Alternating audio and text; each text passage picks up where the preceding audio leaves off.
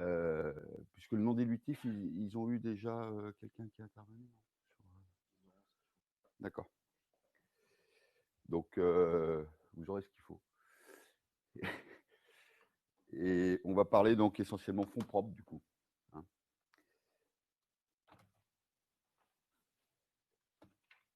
Alors, je me présente très brièvement. Donc, je m'appelle David Laurent. Laurent étant mon nom de famille. J'ai un parcours à la fois très classique et un petit peu atypique. Très classique dans le sens où je suis formation école de commerce. Et puis que j'ai fait 10 ans dans un cabinet d'audit et de conseil. Mais toujours à vocation d'accompagner des chefs d'entreprise de PME dans leurs opérations de financement, de levée de fonds, de transmission.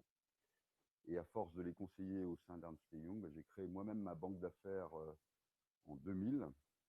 Donc, en 2000, c'était l'hystérie collective sur Internet, si certains se souviennent un peu. C'est pas pour ça que je l'ai créé, d'ailleurs. Mais il s'est trouvé que c'était le bon moment pour moi pour le faire.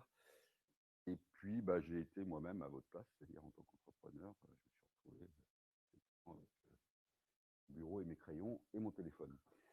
Et puis, j'ai développé cette structure dans un contexte un petit peu compliqué, puisqu'en avril 2000, il n'y avait plus du tout de fonds pour financer les projets que j'étais amené à soutenir, hein, compte tenu de la crise financière. Bonjour. Mais ça ne s'est pas trop mal passé et j'ai moi-même revendu de cette structure en 2008 puis 2010 en 2 temps au groupe Edmond Rothschild qui a racheté effectivement ma banque d'affaires pour en faire le socle de ses activités de corporate finance. Mon métier, c'est le corporate finance sur les PME ETI. Voilà, et donc je suis devenu effectivement le dirigeant de cette activité-là au niveau national. Et puis, je devais rester que 2 ans. Je suis resté beaucoup plus. Et depuis 4 ans, 5 ans maintenant, j'ai relancé moi-même ma structure indépendante, mais en toute concertation avec Rothschild en l'occurrence, puisque j'ai un accord de collaboration avec eux sur les très gros deals, et puis que sur le reste, je fais ce que je veux au niveau de ma structure actuelle. Voilà. Ça, c'est mon métier, c'est le corporate finance, c'est ce qui vous intéresse, c'est levée de fonds, et puis plus tard, transmission ou introduction en bourse. Après, concernant mon parcours, j'ai aussi un autre angle de vue, puisque du coup, comme j'ai revendu ma structure, j'investis dans des startups moi-même, à titre personnel, donc je suis Business Angels. Et aujourd'hui, je suis actionnaire d'une quinzaine de sociétés, à peu près. Voilà.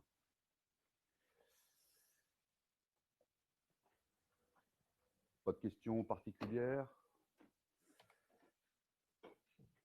Alors, je ne sais pas quel est votre niveau d'appréhension sur les différents, je dirais, les différentes thématiques de la finance. D'expérience, il y a des écarts types assez importants dans la maîtrise de certains concepts. Donc, je ne voudrais pas, d'une part, frustrer les uns et puis, d'autre part, je dirais, noyer les autres. Donc, n'hésitez pas à m'interrompre. Je vais essayer d'aller assez vite sur certains quand même concepts. Mais voilà, en fonction de l'auditoire, c'est parfois un peu différent. Alors, on va essayer de définir justement quand même les éléments clés qui vont vous permettre aussi de construire votre projet de financement. Parce qu'un projet de financement, ça se construit. C'est pas de dire, tiens, je veux 1 million d'euros. C'est une stratégie financière qui va autour. C'est une articulation des différents leviers de financement qui va autour. D'accord? Donc, c'est ça qu'il faut aussi comprendre dans un premier temps. Ça, je passe vite. Vous avez une vision parfaite de tout ça, tout ce qui est l'articulation du bilan.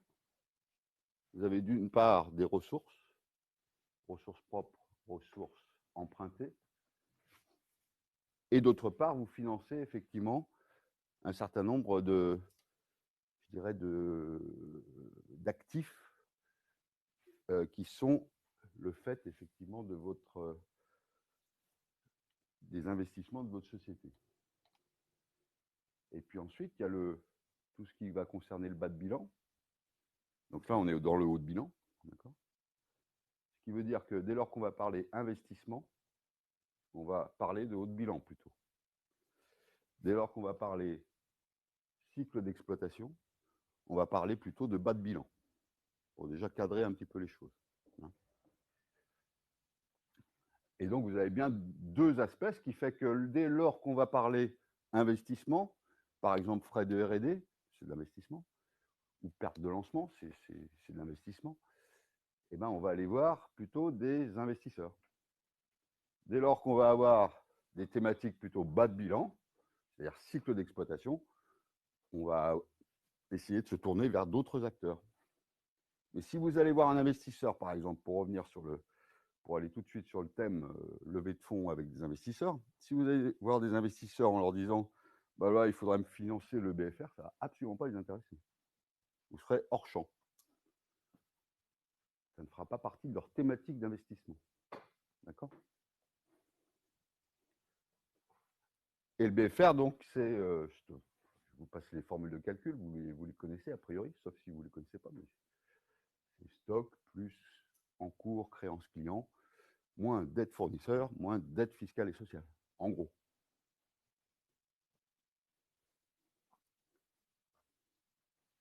C'est bon? Vous avez des questions là-dessus? Vous êtes tous en situation de démarrage.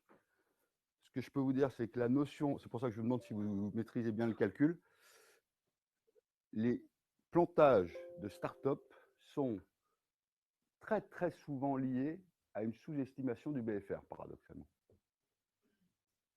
Pourquoi, à votre avis?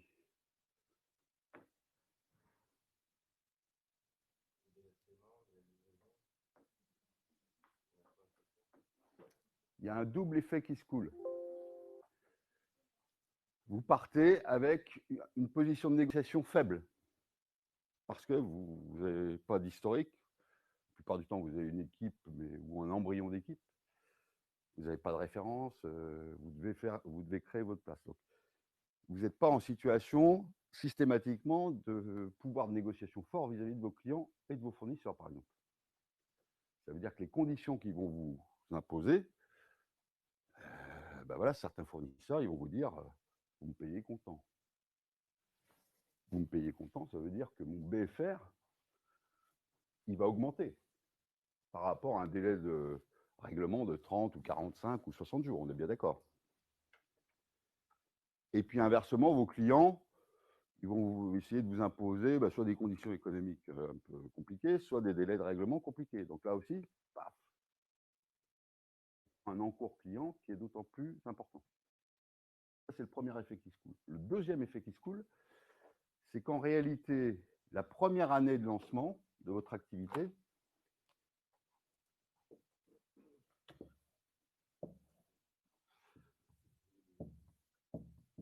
c'est la seule année, on va calculer notre BFR chaque année. Là, on est d'accord, il est à 0. Mais c'est la seule année où la variation du BFR va être égale au BFR. Pourquoi? Parce qu'ensuite, le besoin financier entre N et N plus 1 concernant ces aspects bas de bilan, il se calcule en différentiel. Mais la première année, c'est là où effectivement, c'est la seule année où la variation du BFR va être égale au BFR en tant que tel. Et encore plus, le problème, c'est la pente de croissance du chiffre d'affaires. Enfin, le problème, je ne souhaite que ça, hein, mais ensuite, il faut la financer. Et si on l'anticipe mal, on se plante. C'est-à-dire, si on dit, par exemple, bah voilà, je fais 100 chiffres, 100 000 de chiffres, n'importe quoi, peu importe, et je dis, bah voilà, mon BFR, c'est à peu près, je sais pas, un tiers ou 25% du chiffre d'affaires annuel. Donc mon BFR théorique, c'est bien 25. Si j'ai calé mes... D'accord? Sauf que dans la vraie vie,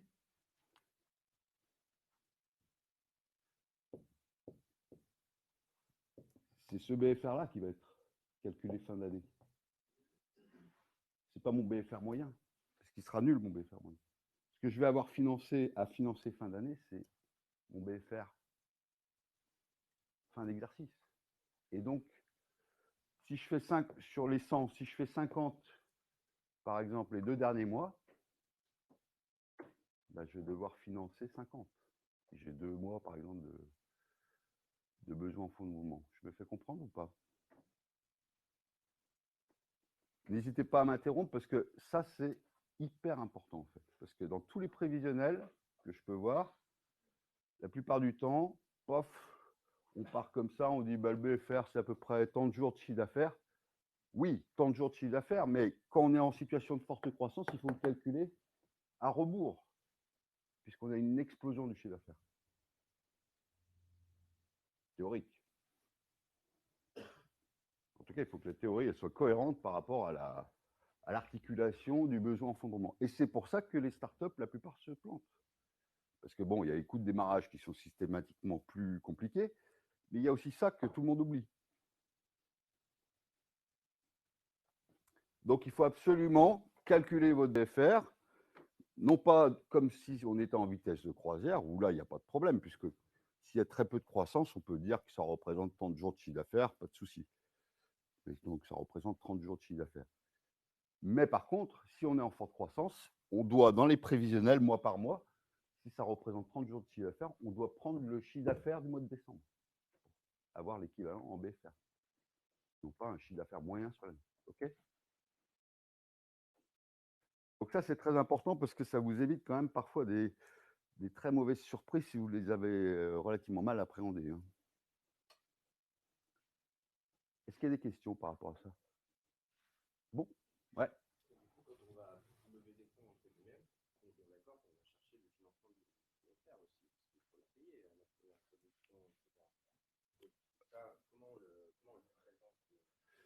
En partie, parce que dans le plan de financement, il va y avoir un déroulé annuel des flux. Donc, quelque part, vous allez présenter un plan de financement emploi-ressources, où il va y avoir l'ensemble des emplois et l'ensemble des ressources. Mais à un moment donné,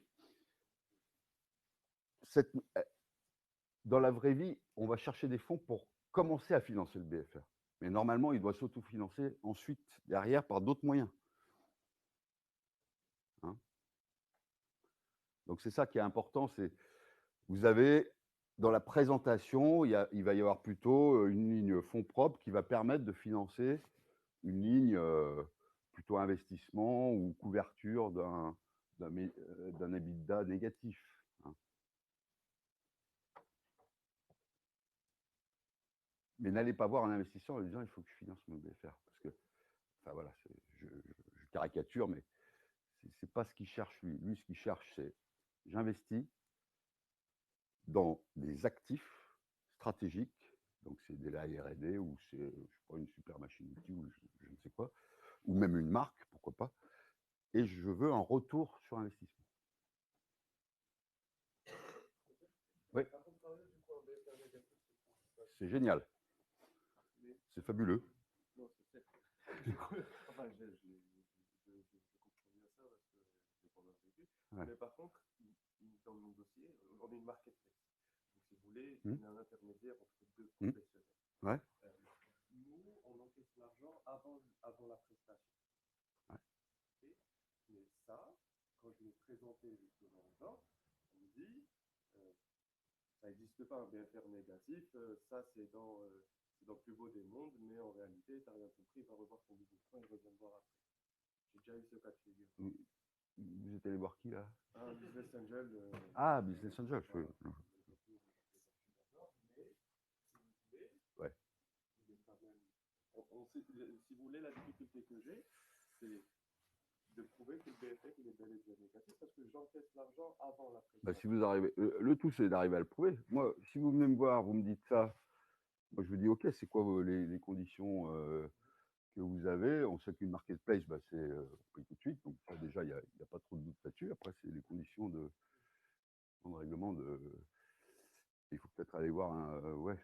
Enfin, pas parce que un business angel qui est peut-être pas trop financier vous a dit ça, que c'est forcément. J'ai l'impression que dis, est-ce que tu crois au Père Noël? Mon papa, un Père Noël négatif dans la vraie vie, dans le jeu, quoi. Non, ben non, ça existe. Et puis il y a plein de modèles économiques qui existent. Heureusement.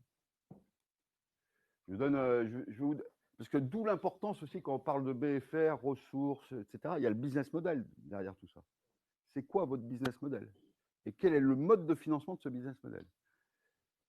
Et dans le business model, il y a 2 points importants, justement. C'est le niveau de marge, qui est lié à la structure de coût, et le niveau de BFR, à peu près, si on veut simplifier et résumer. Je vous donne 2 exemples complètement différents. L'industrie lourde. Industrie lourde, je dois investir tout le temps dans des machines de façon importante, activité très capitalistique, je dois avoir du stock de sécurité en permanence, j'ai des conditions de règlement client et des dettes fournisseurs un peu lourdes, etc. Donc activité très capitalistique, énorme BFR. Donc, je vais me retrouver avec des marges relativement faibles et un énorme BFR. Et là, il va falloir... c'est un modèle compliqué. Autre exemple que je connais bien, vente à domicile de lingerie. Enfin, je connais bien, c'est pas... que je connais bien, c'est pas pour la lingerie, mais c'est pour la boîte en question, qui est une boîte lyonnaise d'ailleurs, qui est leader en France là-dedans. Ah là, c'est génial, parce que c'est 90% de marge brute, des frais complètement externalisés, puisqu'on a la vente à domicile, ce n'est pas des salariés, pas de frais fixes, c'est de la vente à domicile, avec un statut de VDI. Une grosse marge, frais.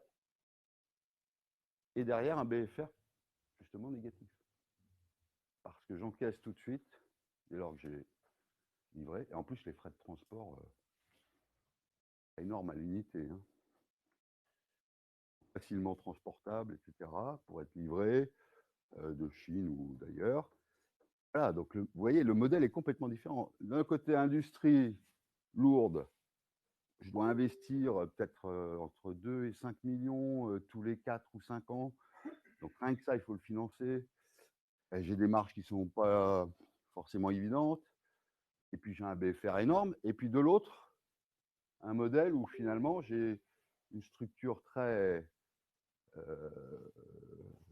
souple, j'ai des marges énormes, et en plus, j'ai un BFR négatif, ce qui rend la lingerie beaucoup plus sexy, du coup, pour un investisseur. Donc pensez, tout ça, je vous donne ces deux exemples-là, parce que c'est ces 2 leviers qu'il faut articuler, et quand vous allez essayer vous-même, mais ça, c'est même pas vis-à-vis des investisseurs, c'est vous-même pour essayer de bonifier votre projet, essayez de travailler ce modèle, voir comment on peut gagner en souplesse, gagner éventuellement en marge et gagner en ressources de BFR. Hein? Des questions? Alors, je vais passer très vite là-dessus parce que le financement non dilutif, a priori, vous allez avoir des gens qui vont intervenir là-dessus, mais sachez qu'on peut quand même, tout le monde connaît ça, la facturage, tout ça. Donc, par contre, ce qui est important, au-delà de ces choses-là, si vous les maîtrisez ou vous allez bientôt les maîtriser, ce qui est important, c'est que c'est le premier travail qu'il faut commencer à faire, en fait. Quand vous faites votre plan de financement, il ne faut pas dire « tac, je positionne ma levée de fonds, et puis ensuite, je vois comment je bidouille pour me financer le reste. » Non, c'est qu'est-ce que je vais faire pour essayer de financer au maximum sans lever des fonds. Pourquoi? Alors, une raison toute simple. Hein. Enfin, il y en a même, il y en a 2 principales, mais il y en a une qui est toute simple. À votre avis? Voilà. Parce que si vous dites je veux lever 2 millions, mais que dans la vraie vie, vous passez de lever 2 millions en fonds propres, mais que vous levez par exemple ne serait-ce qu'1 million, et que tout le reste, vous le financez, par exemple, je lève 1 million et puis je fais le reste en partie par soit du financement de court terme, soit du financement de long terme. Bah, vous vous diluez 2 fois moins. Donc vous perdez 2 fois moins du capital lorsque vous faites rentrer l'investisseur. Donc c'est pas neutre. Et puis la deuxième raison, c'est que la plupart du temps, si vous commencez à bidouiller comme ça, bah, finalement, l'investisseur va vous dire, mais attendez, là, moi je vais financer ce que fait une banque classique une fois qu'on a levé, quoi. Donc c'est pas intéressant, ça m'intéresse pas. En termes de création de valeur, ça m'intéresse pas. Donc de bonnes raisons de commencer par ça. Bon, bah là aussi, on y reviendra, hein, de toute façon, puisqu'on a 3 séances ensemble, vous allez devoir me supporter trois fois. On reviendra dans la maîtrise des outils beaucoup plus finement sur les différentes interventions ultérieures. Mais sur le financement du haut de bilan, bah, il y a d'une part le capital social, d'autre part les subventions. Donc on parlait des subventions.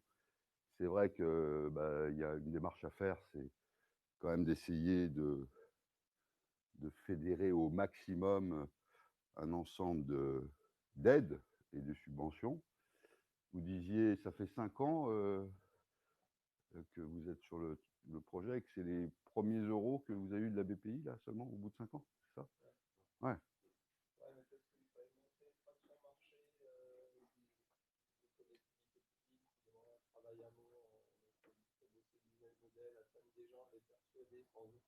Mmh. Oui.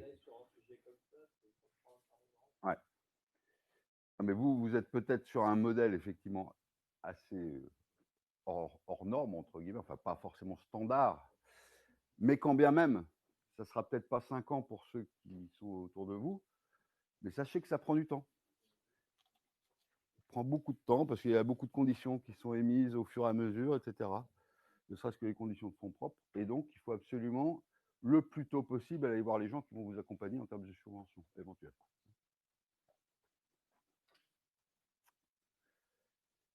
Alors, réfléchissez aussi à l'articulation, puisqu'on a parlé un petit peu, il y en a qui font un peu de love money, etc. Bon. L'articulation de votre opération de financement à la création, puisque vous en êtes à peu près tous peu ou prou là. À la création, il y a deux choses qu'il faut essayer d'optimiser. La première, c'est la mise de fonds que vous allez mettre, vous. L'idée, c'est de pas... Alors, là, je vous dis un truc pour les entrepreneurs, parce que les investisseurs, ils vont essayer systématiquement de voir dans quelle mesure vous vous êtes mouillé financièrement. Parce que plus vous êtes mouillé financièrement, plus ils vont se dire, bah lui, il y croit. Mais vous, je suis là pour vous donner des conseils, essayez quand même pas trop vous mouiller, quoi. Voilà. Alors, il faut montrer que vous vous mouillez, sans totalement vous mouiller. Parce que sinon, vous prenez des risques, effectivement, financiers, à titre personnel, etc. Bon. Et donc, une des choses à ne pas forcément faire, enfin, ça dépend de vos activités, mais vous pouvez très bien dire, si vous avez un business model, on en parlait tout à l'heure, qui est assez rapidement générateur de cash flow, vous pouvez très bien dire, bah, je mets une enveloppe globale, je dis n'importe quoi, de 100 000 € pour financer le lancement de mon projet. Sauf que vous pouvez très bien dire, bah, je mets d'abord 50 000 en capital, et le reste, puisqu'il faut le financer, je vais le mettre en compte courant. Si ma boîte, elle décolle et qu'elle génère suffisamment de revenus, je vais pouvoir rembourser mon compte courant sans pour autant m'être mis... Alors, je prends le risque financier, on est bien d'accord, je le prends. En tout cas, je le récupère à un moment donné. Une partie. Donc, réfléchissez à l'articulation de cette solution sur la partie compte courant. Vous concernant. Mais pourquoi pas concernant aussi d'autres associés. Parce que les associés, ils vont peut-être vous dire, par exemple des business angels ou d'autres, ou des salariés, ils vont vous dire, bah nous, si vous êtes d'accord avec ça, on fait rentrer des salariés, etc. Mais il y a forcément des discussions sur la valo. Et à ce moment-là, si vous avez besoin d'un niveau de financement, vous pouvez très bien leur dire: «Ouais, OK, bon, bah, la valo, c'est ça, mais vous mettez à la fois, dès lors que vous mettez 1 € en capital, vous mettez 1 € en compte courant, bloqué». Donc il y a pas de dilution sur la partie compte courant bloqué. Vous comprenez? Il y a des bonnes pratiques justement sur le ratio un peu sur le capital social, sur les capitaux propres. Il y a des bonnes pratiques en disant ok, là vous avez dit 1 € en capital, 1 € ou 2 € Il y a, non, en fait, paradoxalement, il n'y a pas de pratique, pas de bonne pratique, parce que quand je regarde tous les projets, il n'y en a aucun qui pense à cette notion de compte courant. Et quand ils pensent alors? Et bien souvent, Je c'est. m'étais posé il y a déjà un mois justement en faisant un peu le tour de la Love Money en disant mais je ne vais pas mettre tout ça en fonds propres. Ce qui est intéressant, Ouais. c'est d'alimenter La machine au départ, ouais. Ouais. la machine. Donc après, ben, je me dis, mais je n'ai pas trouvé d'informations sur les ratios qui seraient à. Parce que le problème, c'est que effectivement, il faut monter son capital social pour essayer de bénéficier des fonds du pays. Il faut quand même garder, sauf que ça, c'est quelque part, il est un peu bloqué. Enfin, il y a pas mal de règles fiscales dessus. Après, il y a le compte d'associé qui est intéressant parce qu'il permet de. Mais s'il est bloqué, il peut être assimilé à du quasi-fonds propre. Et par la BPI Alors, par la BPI, pas du tout. Même bloqué, 5 ans.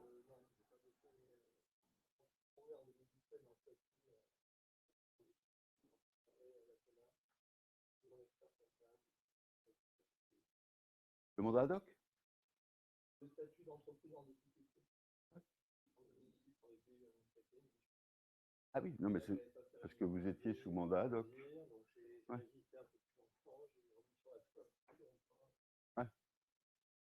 Et alors, je ne suis pas à 100% sûr de moi, mais il me semble que si c'est un compte courant bloqué 5 ans, c'est du quasi-fonds propre, assimilable et acceptable par la BPI.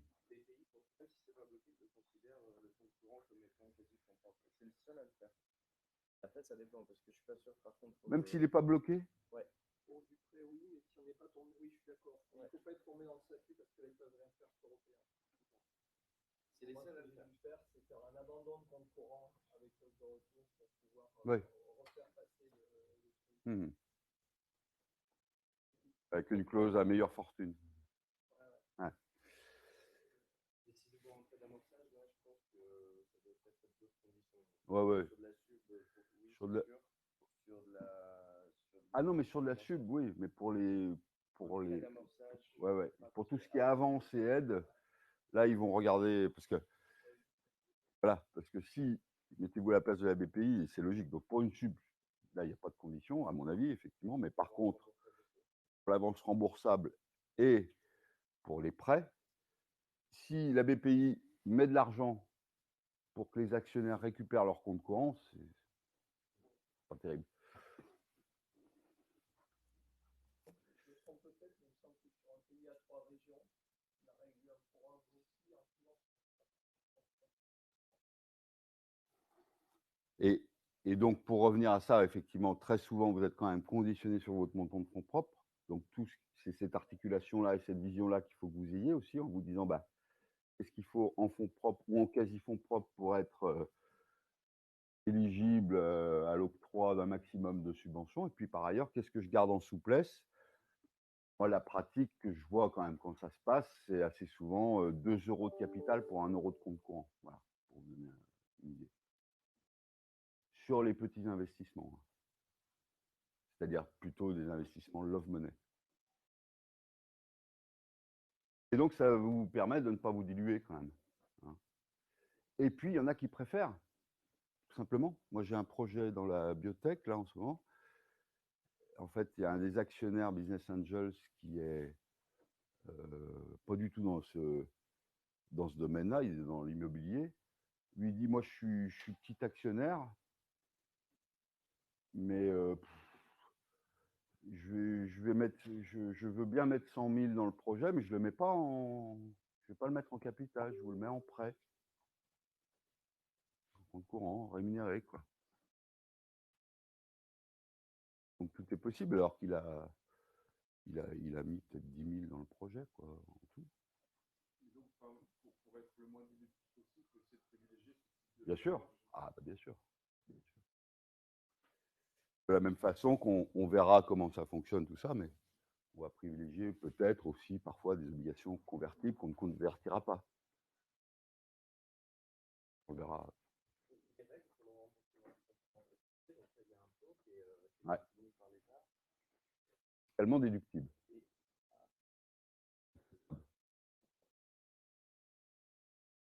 Et le taux est de...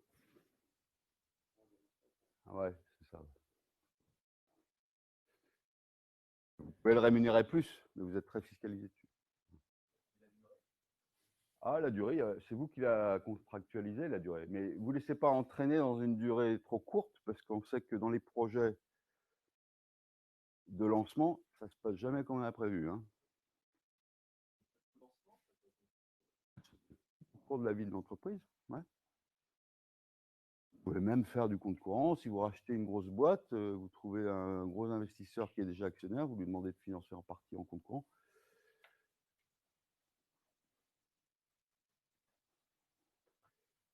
Voilà, donc ça c'est très important, à la fois dans la souplesse de l'articulation et puis dans la maîtrise de votre contrôle actionnarial de la boîte. Hein. Et le deuxième point, puisqu'on parlait de Love Money, quel que soit votre côté love, il y aura un côté monnaie. Et le love ne doit pas faire des bêtises à la monnaie. C'est-à-dire, je vais vous donner un exemple que je suis en train de vivre. Je suis en train de dépatouiller un truc absolument, effectivement, incroyable d'une boîte où il y a eu, c'est une filiation, hein, donc, où le dirigeant a fait rentrer son frère au capital. Et son frère, aujourd'hui, enfin, qui n'était pas du tout opérationnel, ne veut pas sortir. Il est en train de vendre la boîte. Hein. Mon frère a mis 30 000 € à l'époque au capital. Il ne veut pas vendre. Ah non, ça fait, la boîte, elle existe depuis 15 ans. C'est autofinancé comme ça, mais le dirigeant n'avait pas tous les moyens financiers pour financer son projet de développement au départ. Donc, il a demandé 30 000 à son frère qui a mis au capital. Il n'a pas pacté. C'est là où je veux dire. Love Money, ça se pacte aussi. Il n'a rien pacté. Et l'autre, on a des offres sur la table et je suis en train de me taper les négos avec le frère pour lui faire cracher le fait qu'il accepte de vendre. Alors qu'il a 10% du capital. Quoi. Il peut tout bloquer. Ah ouais, parce que mon acheteur, l'acheteur que j'ai en face de moi, il veut pas, et puis alors surtout pas un chieur comme ça. Hein?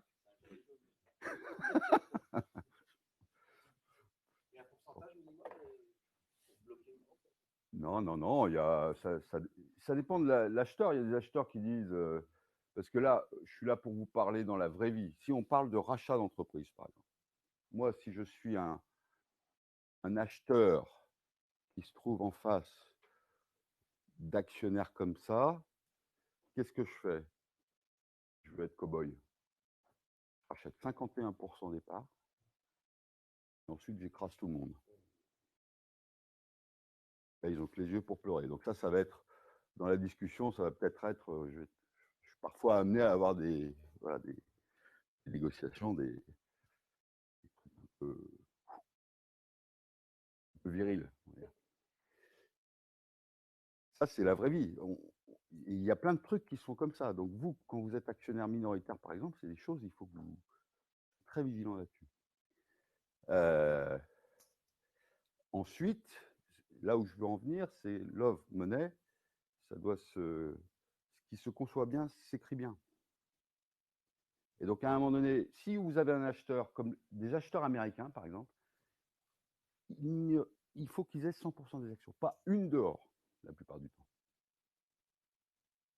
Donc, il n'y a même pas de sujet. Même si vous avez une action avec votre grand-mère à Carpentras, ça ne marche pas. Ils ne veulent pas.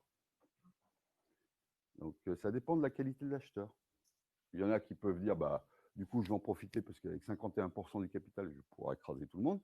Puis d'autres, comme les Américains, qui ont je dirais, une approche très anglo-saxonne où c'est tout ou rien. Voilà. Ce qui veut dire que même avec votre famille, même avec vos parents, même avec tout ce que vous voulez, il faut avoir un pacte avec un droit de sortie que vous êtes octroyé et que vous puissiez activer. C'est-à-dire, vous dites dans le pacte, dès lors que 75% des actionnaires sont d'accord pour accepter une offre de vente, les 25, c'est la clause d'entraînement, ce qui s'appelle la clause d'entraînement, les 25% restants sont contraints à sortir. Et là, quand vous le prévoyez tout de suite avec votre famille, bah là, ça paraît évident. Le seul truc, c'est que dans 15 ans, vous ne savez pas ce qui va se passer, quoi. Et donc, il faut le faire tout de suite. Quand on va chercher, donc, admettons, 80 000 de fonds propres en love money, parce qu'il faut qu'on arrive à un certain niveau. Mais du coup, on se retrouve avec beaucoup de différents lots, entre guillemets, et là, ça devient un peu compliqué. Comment on se Vous en avez combien de lots, vous? Pour l'instant, on a 2. Mais ah, ça va. si je vais chercher 80 000, je vais aller chercher dans plusieurs poches. Donc, ouais. comment on structure ça? Il y a des règles un peu, il n'y a pas des petites astuces. Bah, il faut structurer ça comme les plateformes de crowdfunding. C'est-à-dire, vous créez une structure ad hoc, une société d'investissement, où vous désignez un seul interlocuteur et responsable de cette structure d'investissement au niveau de l'interaction que vous avez avec eux. Parce que si vous gérez, c'est pour ça que dans les plateformes de crowdfunding, la plupart du temps, justement, vous gérez. Moi, je suis actionnaire d'un projet avec en parallèle d'une plateforme, je crois qu'il y a 350 actionnaires. Moi, je suis investi en direct, mais eux, ils ont investi 350 actionnaires, avec des types qui ne comprennent rien de rien au truc de l'entreprise, qui vont vous appeler tous les matins pour avoir des trucs, des informations. Ça va être horrible. Et là, c'est pareil. Donc, il faut effectivement monter une structure ad hoc qui soit représentative de ces actionnaires love.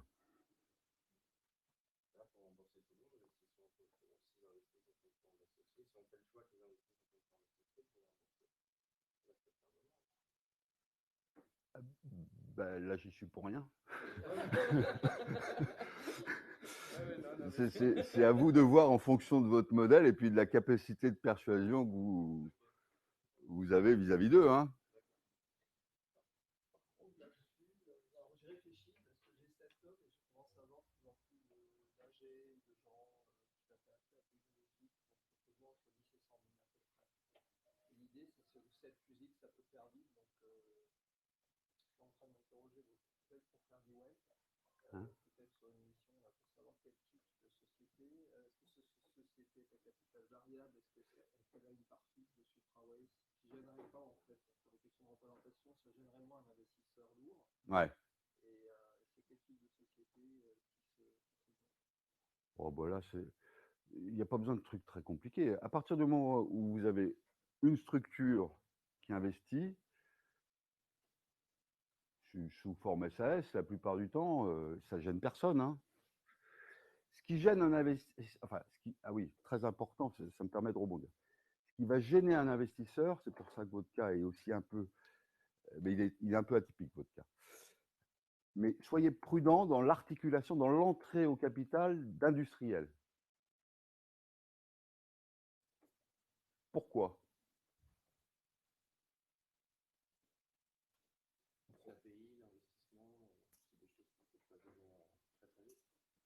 Ouais.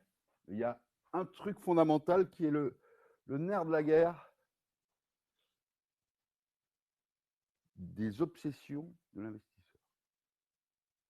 Il y pense toute la journée et toutes les nuits. C'est quoi votre avis?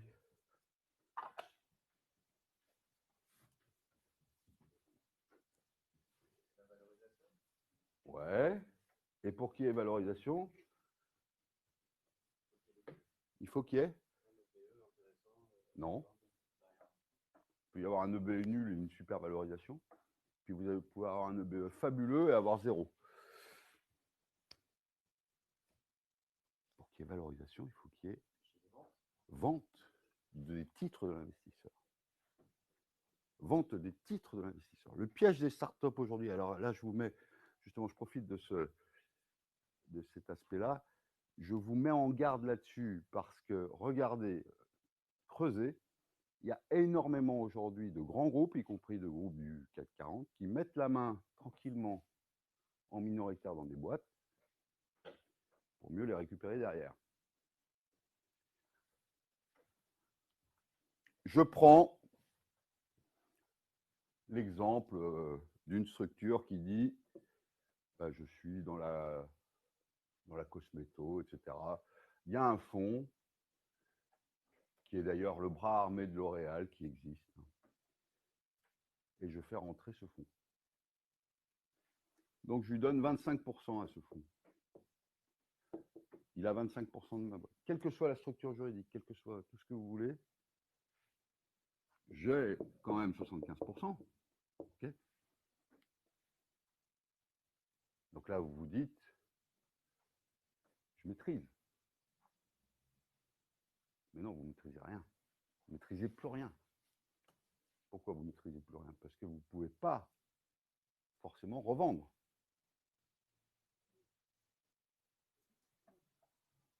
Pour 2 raisons. La première, c'est que le fonds de L'Oréal, là, le bras armé, il va être extrêmement présent et actif au niveau des organes de gouvernance, qu'il aura accès donc, à un certain nombre d'éléments, qu'il aura accès éventuellement au management, qu'il aura accès à la propriété intellectuelle, qu'il aura accès aux orientations stratégiques, qu'il aura accès au commerce. Qui va racheter une boîte qui peut être vampirisée d'un coup d'un seul par un acteur industriel? Et quand bien même, qui va faire une bonne affaire? Est-ce qu'un concurrent de L'Oréal va faire une bonne affaire à L'Oréal en rachetant la boîte?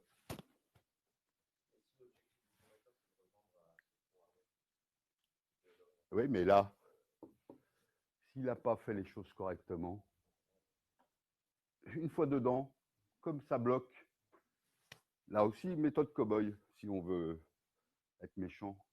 Moi, je mets 25%, je suis industriel, concurrent, je bloque, je siphonne, je maîtrise. Le dirigeant vient me voir et me dit bon, bah maintenant, j'aimerais bien quand même revendre, hein, parce que voilà, vous êtes rentré, mais moi, je n'ai pas de liquidité sur mes titres, j'ai rien revendu, vous avez 25% du capital, il faut me racheter. Bah non, pourquoi je vous rachèterais? C'est fini. Il n'est pas obligé de vous racheter. Il faut trouver quelqu'un qui vous rachète. Sauf que vous ne pourrez pas forcément revendre comme ça, avec un industriel au capital. Donc, je dirais, pour répondre à votre question, pour rebondir, c'est plus... Alors, attention, hein, là, je vous présente le cas, le vilain cas. Il y a des cas qui sont plus sympas. Hein. Et puis, il y a des secteurs qui s'y prêtent mieux. La microélectronique, par exemple, les secteurs très capitalistiques, ou comme Softwareways, etc., ça peut avoir du sens de mettre des industriels au capital, mais il faut le pacter en termes de sortie. Là aussi. Ouais. Est-ce que ça peut intéresser les investisseurs financiers de rentrer avec un industriel? L'industriel rentre en premier, il est déjà là. Est-ce que les investisseurs vont dire, non, non, je rentre pas? Non, justement, parce que c'est pour ça que j'en viens au cas de Supraways. En fait, le problème, c'est qu'une fois que l'industriel est dans la place, il y a un deuxième souci au-delà de la revente. C'est que justement, l'investisseur financier va la plupart du temps, allez, on va dire, 3/4 des cas, ils ne viendront pas. Pourquoi? Ben justement à cause de ça. Parce que s'il y a ça, il ne peut pas revendre. Il a un risque trop fort sur la vente future. Et donc, s'il ne revend pas, il ne fait pas de plus-value. S'il ne fait pas de plus-value, il ferme son fonds. C'est aussi basique que ça.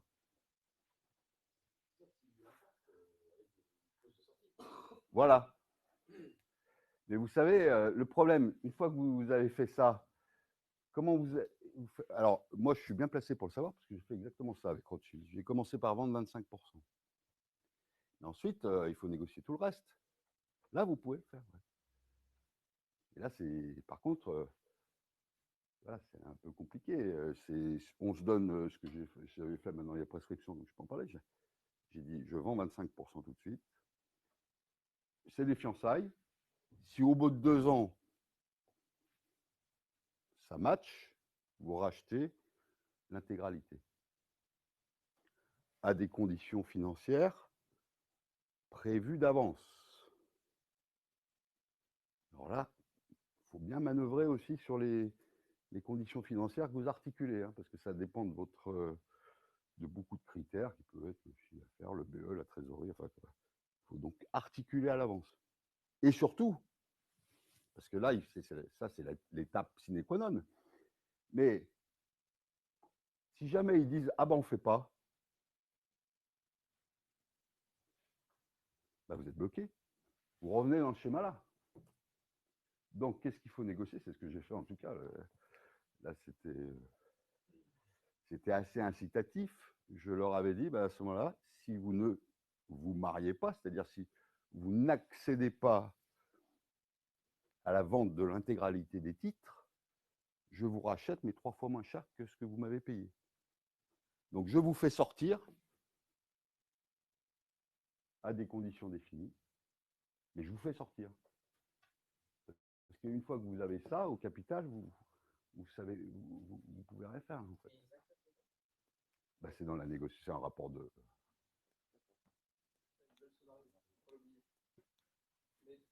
Mais il faut prévoir, quand on se marie, il faut prévoir aussi parfois les divorces. Et le divorce, il aurait été fait si ils n'avaient pas, au final. Alors pour l'anecdote, hein, j'ai vendu l'intégralité en avril 2008, juste avant Lehman Brothers. Hein. J'ai appuyé sur le bouton en janvier 2008 pour dire voilà, il y a 3 mois, vous avez 3 mois pour faire. J'avais quand même un peu de flair, un peu de nez. Je m'étais dit que je ne vais pas monter forcément au ciel. Et heureusement, parce que en octobre 2008, plus personne ne faisait rien. Hein. Et donc, j'aurais, je pense, d'une part, j'aurais pas vendu, j'aurais pas actionné la.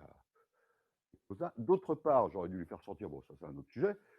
Mais deuxièmement, les années qui ont suivi ont été quand même moins bonnes que l'année de référence qui était l'année 2007, où là, il n'y avait pas besoin d'être bon pour faire du business dans cette activité-là, parce que c'était tellement n'importe quoi que. Voilà, mais tout ça pour vous dire qu'il y a des conditions juridiques, il y a des timings, il y a des pièges à éviter, et que de toutes les façons, sur l'articulation, ça ne va pas tant être la structure juridique qui va avoir une importance, en l'occurrence pour des investisseurs, ça va être plus la nature des gens qui sont dedans. Parce que là, vous mettez une SAS qui investit, pourquoi vous voulez mettre du capital variable? Il y a quelqu'un qui a fait ça, enfin lui, j'ai un point, parce que la cavalerie depuis 10 ans, les investisseurs qui rentrent, qui sortent, qui rentrent, qui sortent. Ah oui. Et du coup, je pense qu'il a fait dans cette structure d'investissement. Et qui est à X% des parts, ça s'arrête tout de suite. Donc tout le monde a intérêt à ce que la valeur de la boîte monte. Ouais. Mais je comprends pas tout le montage. Bah là, il faut regarder de près, mais ça n'a pas. En fait, un actionnaire, il a de toute façon intérêt à ce que la valeur de la boîte monte. Soit capital variable ou pas. Donc, j'avoue que je vois pas trop le. Enfin, ça dépend du truc. Je ne peux pas vous répondre précisément en l'absence d'information, mais n'oubliez pas, hein, vous êtes en PME. N'oubliez pas, vous êtes en start-up. Des choses simples. Quand je vois des usines à gaz dans les pactes d'actionnaires avec des pactes qui font 90 pages pour des boîtes qui viennent de démarrer, c'est juste infernal. Hein. Privilégier des choses relativement simples. Après, il y a peut-être des trucs astucieux à faire. Mais moi, en tout cas, ce que je conseille, c'est une structure ad hoc, dès lors qu'elle réunit plusieurs investisseurs, après, quelle que soit la gouvernance de ce truc-là, et, si possible, un seul représentant, ce qui est beaucoup moins chronophage. Oui.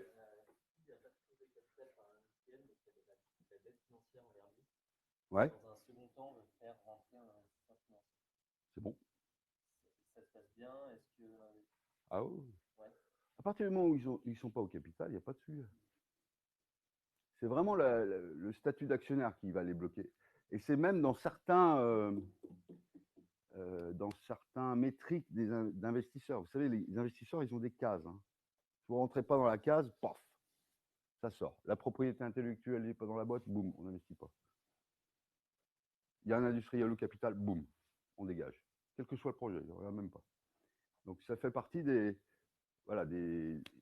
petits métriques qu'il faut effectivement maîtriser. Et si c'est de la dette, c'est pas grave. Dette. Enfin,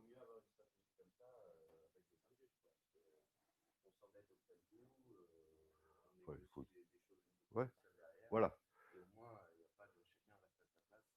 Bah, si vous pouvez, ouais. Mais un industriel qui se transforme en banquier, pas souvent évident, quoi.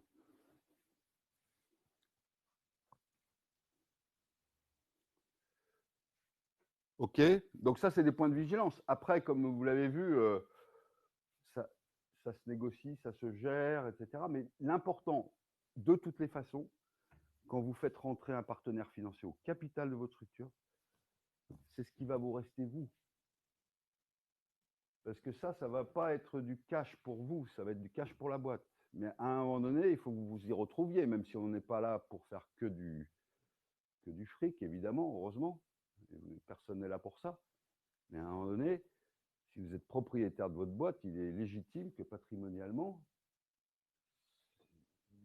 ça ne revienne pas à zéro, quoi. Parce que là, on peut revenir à zéro.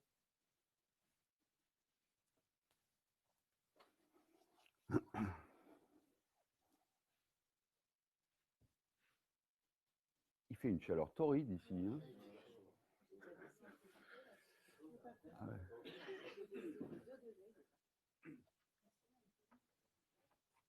On peut faire ça là. On peut couper tout court en haut. Ah bah on peut couper tout court. Là, parce que...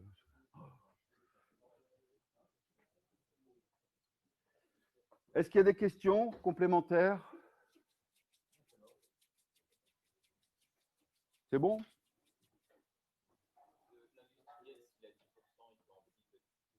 Ouais. Ah oui, oui, complètement. C'est pour ça que de toutes les façons, il faut, être vigilant. Et donc, vis-à-vis d'un industriel, notamment prévoir le fait de pouvoir le faire sortir facilement.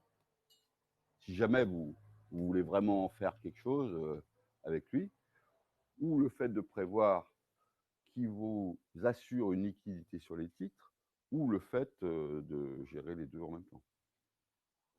Est-ce qu'on peut faire un petit laïus sur tout ce qui est OBCA, OBSA, enfin, toutes les obligations? Ça sera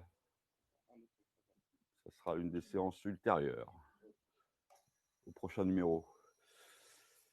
Le fait que, je reviens sur ce que vous avez dit, Ouais. accès à beaucoup d'informations. Juste pour, de façon générale, c'est peut-être basique une question, mais le fait d'avoir investi une société, ça confère le droit à avoir accès à toutes les infos. Pas toutes les infos, heureusement. Il y a quand même des mais ne serait-ce que, voilà, ne serait-ce que d'être présent dans les organes de gouvernance, oui, vous avez accès à quasi l'ensemble des informations. Ouais, mais sur la propriété industrielle, pas forcément là-dessus, mais ça dépend de la discussion que vous avez avec l'industriel. Ça, vous pouvez. Et ça s'écrit même, puisque les droits à l'information sont écrits dans le pacte d'actionnaire également, et se négocient. Donc ça veut dire que la périodicité d'information, la qualité et la quantité des accès à l'information sont écrits dans le pacte d'actionnaire. Question pratique, vous savez, on peut trouver des idées pour concevoir un pacte d'associés ou un conseil, Il faut prendre un avocat. Il faut prendre, et surtout, il faut prendre un très très bon avocat. Ne lésinez pas, c'est le truc où il ne faut pas lésiner là. Si vous prenez votre avocat qui vous fait les assemblées générales, moi j'ai vu des deals pétés avec ça. Hein. Donc il faut des gens qui ont c'est vraiment le métier. Après, vous avez des exemples, hein, il va y en avoir, j'imagine, sur Internet. Enfin,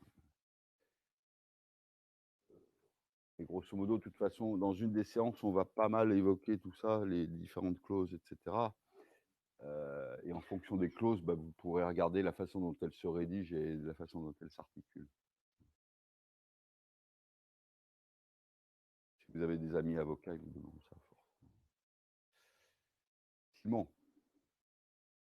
Et l'aspect avocat, il est important hein, parce que c'est vraiment essentiel dans la conduite des opérations parce qu'il y a des pratiques qui sont deal maker ou deal breaker. Et un avocat incompétent sur la thématique droit des affaires, attention, je ne dis pas, il peut vous foutre votre opération par terre parce que de toute façon, il va exiger des trucs complètement délirants par rapport aux pratiques du marché.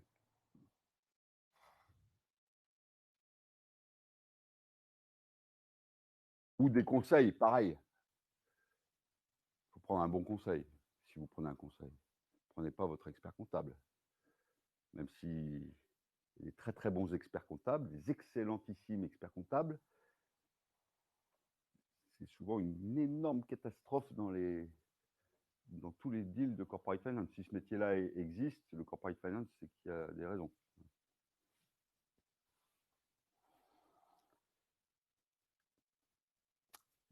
Est-ce qu'il y a d'autres questions?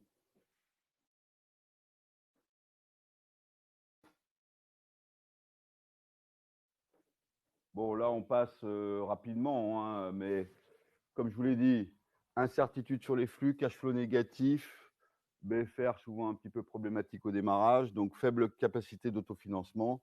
Les banques, il faut aller les voir dès le départ, le plus vite possible, pour essayer de voir jusqu'à combien ils peuvent accéder et financer votre projet. Vous savez que la bourse est une des issues aussi possibles, financières, mais pas à votre stade de développement. Donc on va se tourner effectivement vers les investisseurs privés et les aides publiques. Alors, les sources de financement, je vais passer, j'ai un petit laïus sur le non dilutif, mais comme on m'a dit de ne pas faire un trop gros focus dessus, je vais être hyper light, mais je répondrai éventuellement à vos questions. Alors, hyper light, c'est déjà la notion de crédit d'impôt recherche. Crédit d'impôt recherche, vous savez combien ça représente en France, le crédit d'impôt recherche? Ouais. 6 milliards. Donc bien plus que l'activité de financement. Hein. Ce qui veut dire, alors c'est pas toutes des PME, attention, aussi, enfin des petites startups.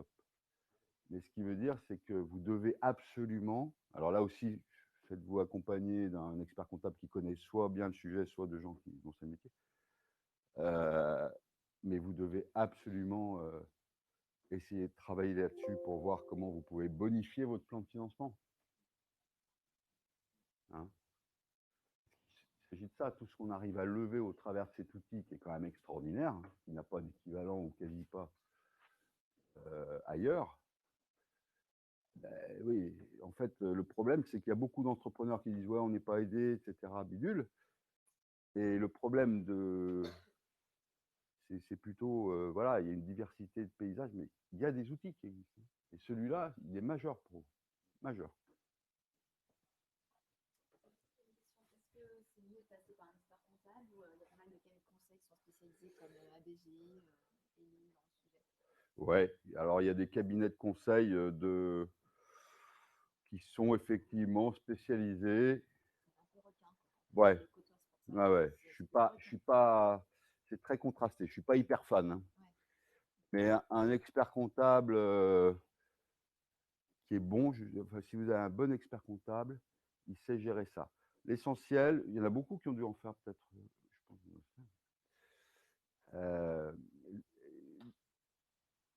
L'essentiel est presque plus dans la forme que dans le fond. C'est-à-dire qu'il y a une structuration de la forme qu'il faut vraiment professionnaliser. C'est comme un contrôle fiscal, hein. Contrôle fiscal, vous arrivez, le contrôleur arrive, vous lui préparez votre classeur comme ça, avec tout ce qu'il veut, tous les machins bien rangés, bidule, c'est bon. Ça commence à être le bordel, alors là il reste 3 mois, puis vous en prenez plein la gueule. Donc, c'est pareil. Là, parce que qui dit crédit pour recherche dit redressement, enfin dit contrôle, pardon, pas redressement. Vous serez contrôlé. Vous avez été contrôlé, non? Ouais, pas encore. Hein? Ouais. Ouais.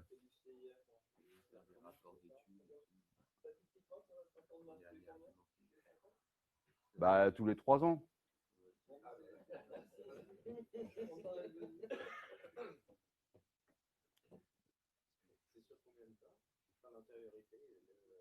Bah, ils vous reprennent sur 3 ans, hein. C'est pour ça qu'ils viennent tous les 3 ans.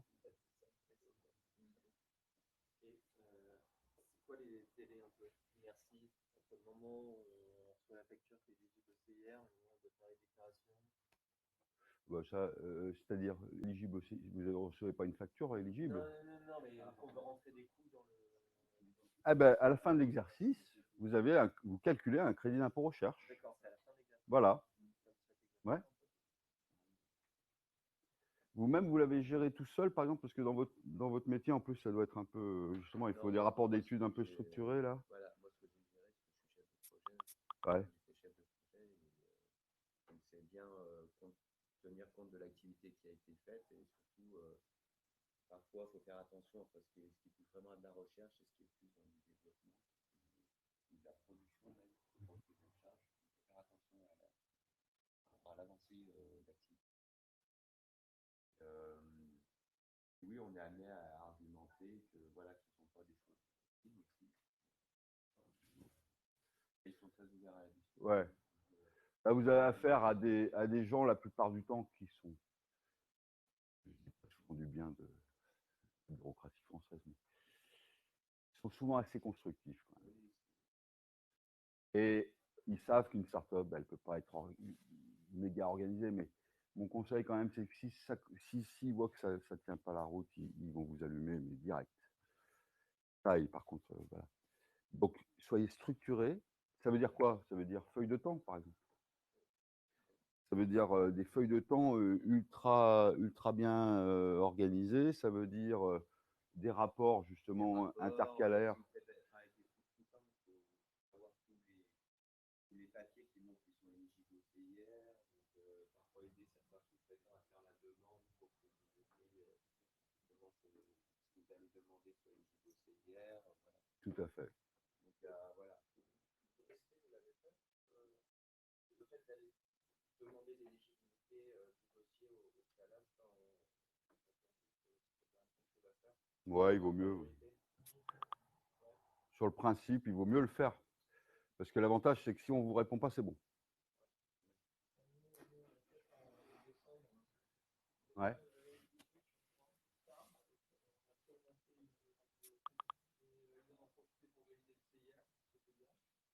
Ouais. J'avais besoin de cash, j'ai appelé un petit SIE en leur disant que j'avais besoin de cash et que je leur envoyais la lettre du rectifié. Bien. Par contre, ces deux experts.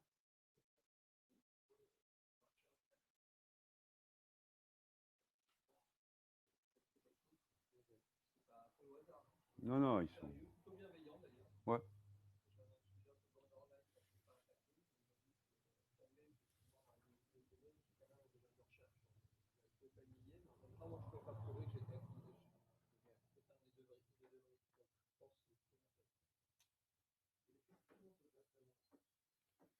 Alors, merci pour cette transition.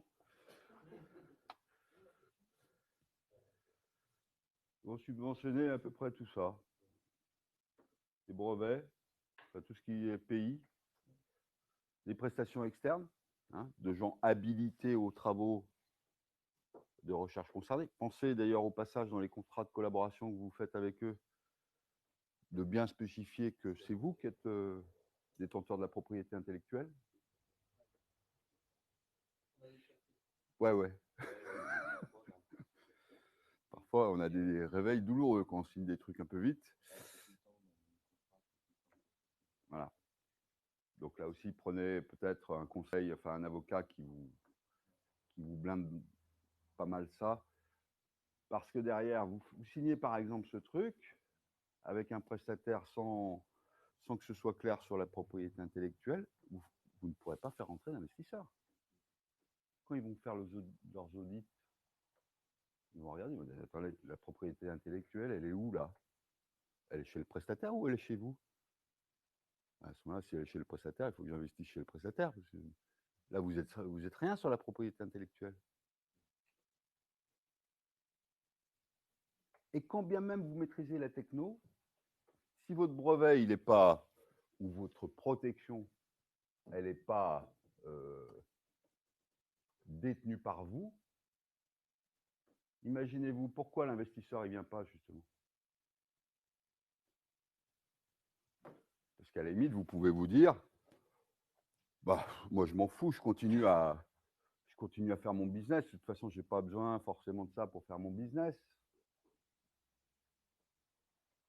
Bah, on est toujours sur le même sujet. Hein. Pourquoi l'investisseur ne vient pas? Parce que quand il va revendre, il vous dira, bah, toute la propriété intellectuelle, évidemment, elle fait partie du prix. Et si vous ne la maîtrisez pas, bah. Ça, c'est un des soucis avec les sacs, non? Enfin, il y a certaines Ouais. demandes aussi d'avoir. Ouais. Donc il faut essayer. Ça, c'est super chiant. Hein. Franchement, entre les trucs du CNRS à une époque, maintenant les SAT, c'est tout. Il y a une les transferts de technologie. J'ai jamais vu un truc aussi bordélique en France. C'est une horreur. Et, voilà. Ça dépend même du type que vous avez en face de vous. Alors évidemment, bah, il faut essayer de faire au mieux avec ces gens-là, mais c'est vrai que c'est toujours un peu compliqué de se dire que est-ce que c'est la vocation de ces gens-là d'être revendiquer une part de la propriété intellectuelle de cette façon-là. Parce que moi j'ai vu des trucs, je vous dis, je me rappelle très bien d'un projet où il y avait le CNRS qui était à l'origine de tout ça, là. Ça a été infernal parce que le truc avait été tellement vampirisé au départ que les investisseurs, on parlait d'une grosse levée de fonds, on parlait quand même de 7 ou 8 millions, ils disaient, ouais, mais tant que c'est comme ça, nous, une fois que si c'est pas comme ça, si c'est différent, on y va. Mais tant que c'est comme ça, donc il a fallu tout renégocier avec le CNRS, faire du rétro-pédaling. C'était l'enfer. Donc, le conseil là aussi, c'est comme avec le Love Money, c'est d'emblée essayer d'être vigilant sur la détention de la propriété intellectuelle, essayer de négocier au mieux hein, vis-à-vis de ces acteurs-là, pour avoir à la fois une grande liberté sur le sujet et deux, une détention maximale. Et trois, encore plus important, parce que là aussi, ça se négocie. Vous pouvez très bien dire dans le contrat qui vous unit sur un certain nombre de détenteurs de la propriété intellectuelle ou du brevet, vous pouvez très bien leur dire, dès lors qu'il y a une offre sur la table, vous vous engagez à suivre l'opération en apportant le brevet d'une façon ou d'une autre. Vous voyez ce que je veux dire? C'est ça qui est important. Comme ça, vous avez une clause là aussi d'entraînement, mais qui est plus une clause d'entraînement propriété intellectuelle. Mais elle vous prémunit quand même contre un truc de blocage. Vous tombez sur un abruti bureaucrate qui vous dit bon, votre boîte est invendable. Parce que votre brevet n'est pas vendable. Donc c'est super important ça. De la même façon, plus tard, quand vous serez grand, quand vous aurez des filiales, il faudra pacter les actionnaires minoritaires des filiales pour garder effectivement la main sur la liquidité des titres du groupe au global, Pourquoi? Parce que s'il y a un minoritaire manager, la plupart du temps de la filiale, qui a 20% et qui refuse de vendre ses titres, bah, vous faites comment? Vous vendez à un groupe comme ça avec un manager qui a 20% d'une des filiales, peut-être que ça ne va pas plaire à tout le monde. Vous voyez? Faut toujours, c'est pour ça que les trucs paraissent anodins. En plus, quand on est en train de créer sa boîte, hein, on est tous là. Et puis moi, je l'ai fait aussi, mais bah, on est souvent dans l'urgence, mais il y a des trucs importants dans la perspective, effectivement, de plus tard. Hein.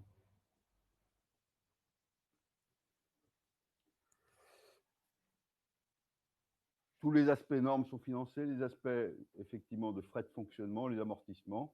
On retranche évidemment les subventions, hein, parce que pas touché 2 fois. Et donc, comment ça se calcule?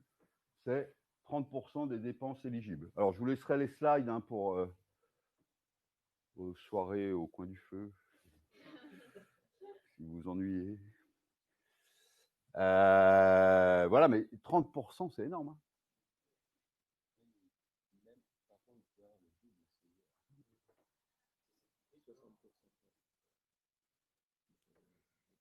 Donc, vous voyez, c'est quand même énorme. En sachant qu'avant, c'était juste sur la variation des frais de recherche et développement. Là, c'est vrai que c'est la loi Macron, d'ailleurs, qui a mis ça en place au départ. Et là, on a quand même accès à, je dirais, à un volant très significatif.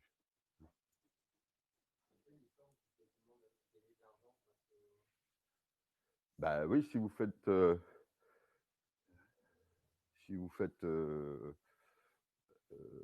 peu si vous faites des pertes opérationnelles, vous pouvez être en résultat positif avec le CIR. Mettons que vous soyez à 0 en résultat.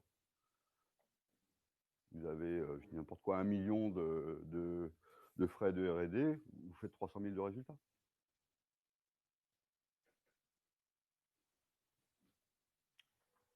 Au passage, c'est également important pour vos fonds propres, puisque si vous faites 300 000 de résultats, ça vient dans les fonds propres ultérieurs. Donc ça vous permet ensuite de demander à des aides ou à des subventions, 300 000 de plus, etc. Enfin, bon. C'est très vertueux tout ça. Hein. C'est comme la cosmétique de votre bilan, ça. Tout le monde est familier avec l'activation des frais de R&D? Ah non? Ouais. Quand on immobilise, vous savez ou pas? Je passe un peu de temps là-dessus ou pas? Ouais. J'y vais ou j'y vais? Ouais. Ouais. Et c'est hyper important du coup pour vous. Mais je pensais que vous l'avez peut-être vu, alors je ne veux pas trop passer de temps là-dessus, mais en gros, vous avez votre chiffre d'affaires, d'accord, bon, et puis vous avez votre résultat courant avant impôt. Ici, il y a toutes les charges, d'accord. Et dans ces charges, vous avez, parmi ces charges, les frais de R&D. Donc, mettons que vous fassiez 100. Mettions qu'il y ait 50 ici de R&D, 50 de frais autres, y compris les dotations aux amortissements.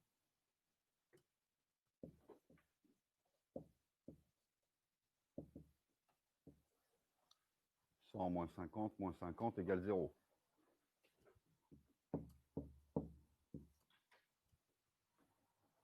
Ça, c'est ce que vous avez dans votre compte de résultat.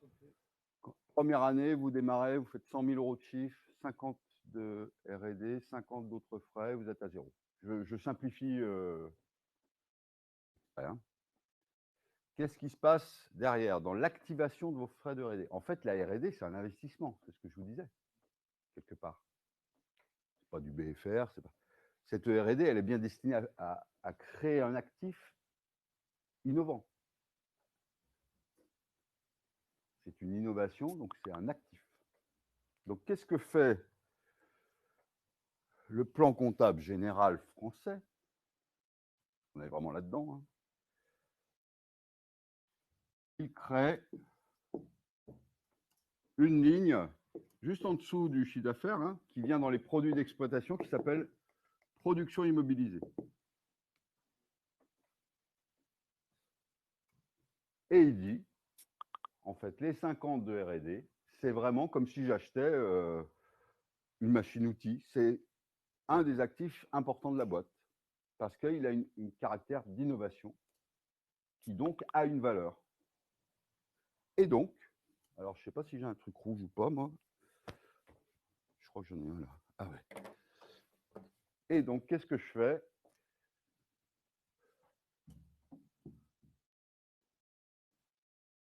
Je rajoute 50 à mes produits d'exploitation. Ce qui fait que dans mon compte de résultat, je vais avoir 150 plus tous mes frais. Donc, je gagne 50. J'ai mon résultat qui passe à 50. C'est bon pour tout le monde, ça? Et la contrepartie de ces 50-là, eh ben, c'est au bilan. C'est à mon bilan. C'est dans la partie actifs immobilisés qu'on a vu tout à l'heure dans le premier slide. Hein, vous pouvez le reprendre. Vous avez les investissements dans l'actif immobilisé, vous avez les investissements incorporels, les investissements corporels, les investissements financiers. Les investissements financiers, c'est les filiales, les cautions, les garanties, les machins. On s'en fout à votre stade. Les investissements corporels, bah, c'est l'agencement, les ordis, le machin.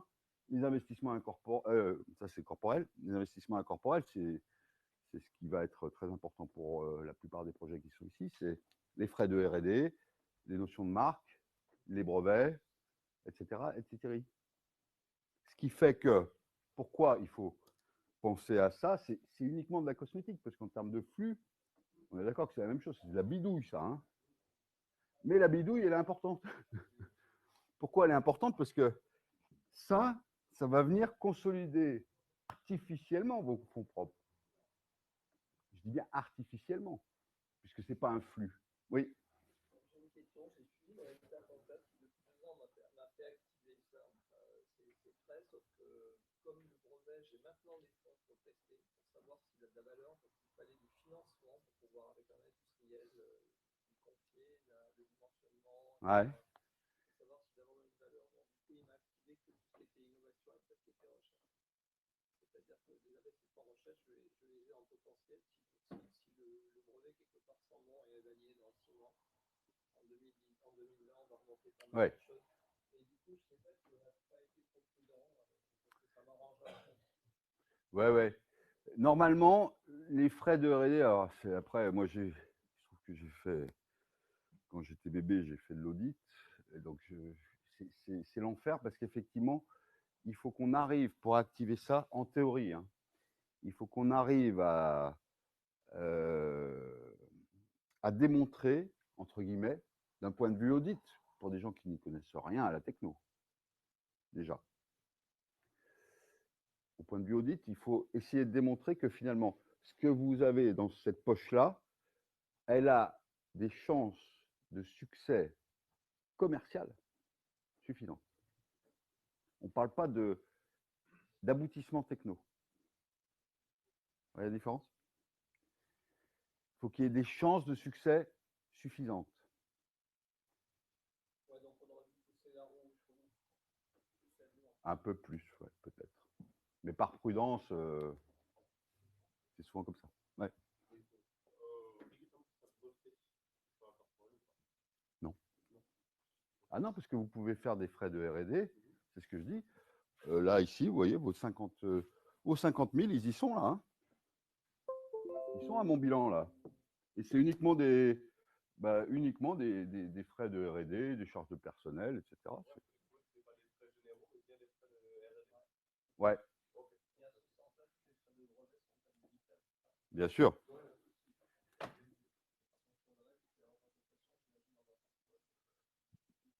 Voilà.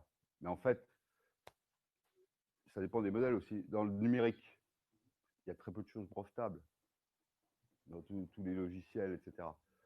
Donc heureusement que vous pouvez quand même faire ça et démontrer une activité innovante qui vous donne accès à ça. Parce que là, effectivement, on disait tout à l'heure, double effet qui se coule.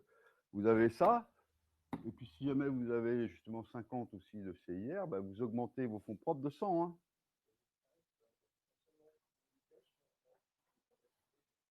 Voilà.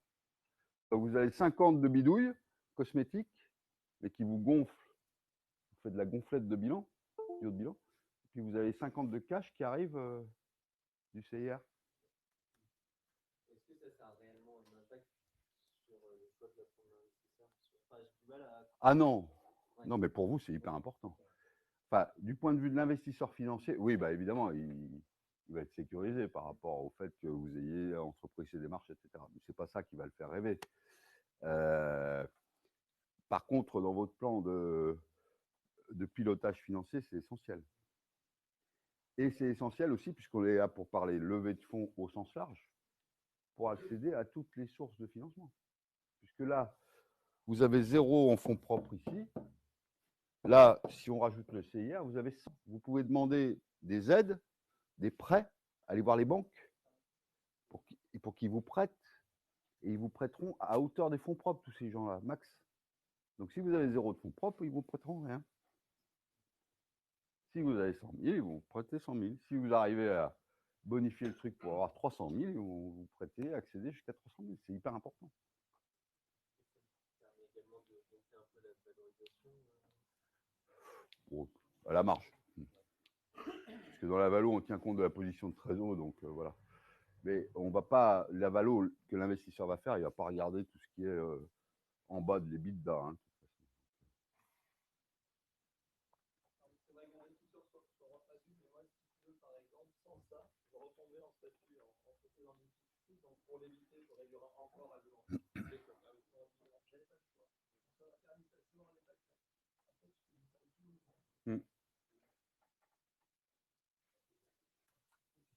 En fait, je suis tout. Et dans ce statut, encore une fois, les fiches de facteur, personne n'aura. Ouais, c'est le problème essentiel. Hein,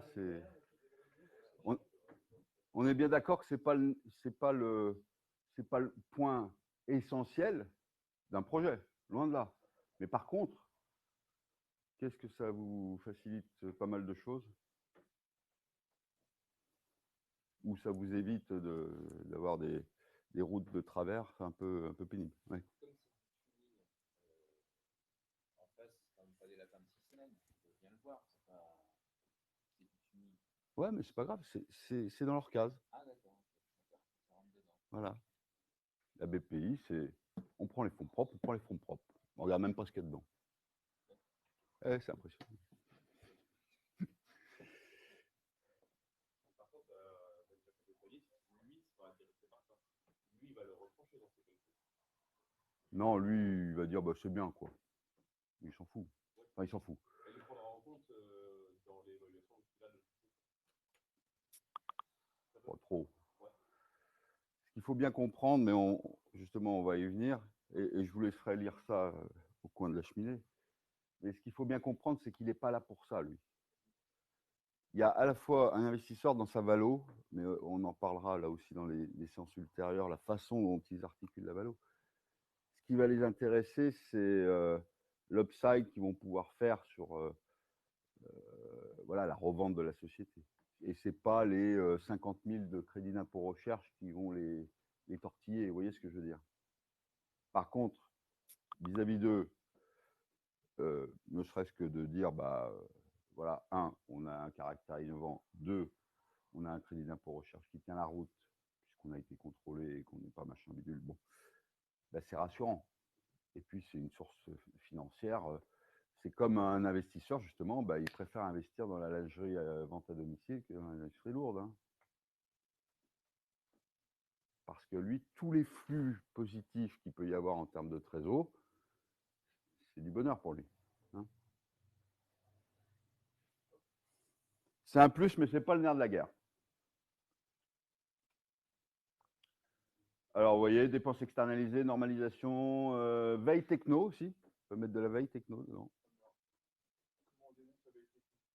Eh bien, si on a de la veille techno, on doit avoir un travail. Ouais. Heureusement. C'est pas sur on surfe Internet. Non. Non, il faut avoir un. Et là aussi, prenez des gens qui ont eu la qualification en termes de personnel, même des stagiaires, des doctorants, etc. Doctorants, ils vous remboursent 200%, je crois, de leur coût. Ah, les doctorants, 200%. Oui, oui, oui. Oui, les jeunes docteurs. Oui. Bon, mais ça vaut le coup. Hein.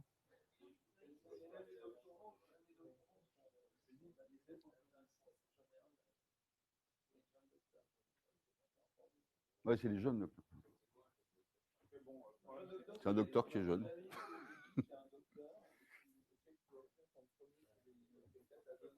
Ouais. Voilà, 200 de son salaire plus les charges. Le salaire est abondé, mécaniquement, il n'y a pas de Ouais. contrôle, c'est 100%. Et du coup, ça te rembourse, ça te paye, etc.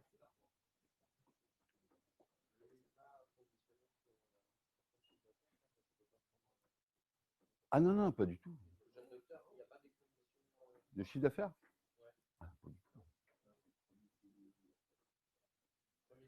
Non, non, donc c'est super. Aussi, si le doctorant va me donner, finit ses 3 ans en juillet, je l'embauche à l'autre, ça marche.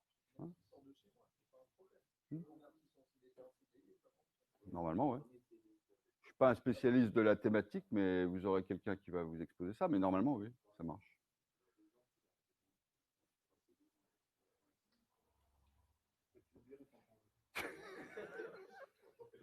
Et s'il a eu un CDI, pour revenir au production dont vous disiez, pour bien comprendre, les dépenses qui rentrent dedans, qui est lié à la R&D, qui crée de la valeur pour l'entreprise. Ouais.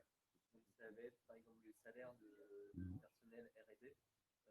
Développement logiciel. Matériel, c'est encore moins. Voilà. Les frais d'accompagnement éventuel, d'expertise. Expertise ultra techno alors. C'est pas la question. C'est qu'est-ce qui rentre dans les solutions qui sont éligibles. Bah, c'est vraiment tout ce qui a trait à la R&D. D'ailleurs, reprenez le cahier des charges du CIR, hein, quelque part. Ouais. Et alors, c'est JEI ou c'est CIR quand c'est succès ou échec, quand on s'engage sur le succès ou des échecs? Non, ça c'est BPI, ça. Il y en a pas JEI, c'est ça aussi? Non. Non, la BPI, elle vous fait des avances remboursables en cas de succès. Ah oui, et s'il y a échec, il y a un système qui vous permet d'avoir des aides. S'il y a échec du projet, vous ne le remboursez pas.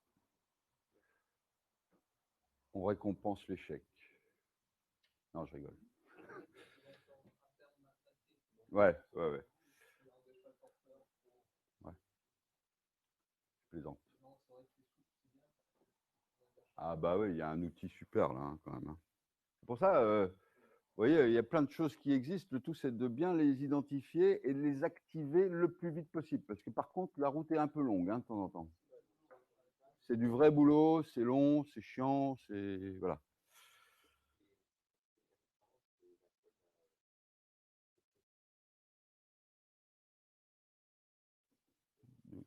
Où ça? De quoi? Les technos, là, dans la liste de 60 000 € par an, c'est... Ouais, voilà. Ouais.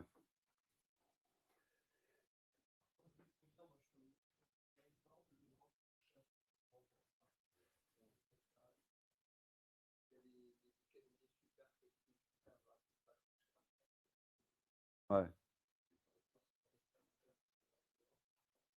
Ouais.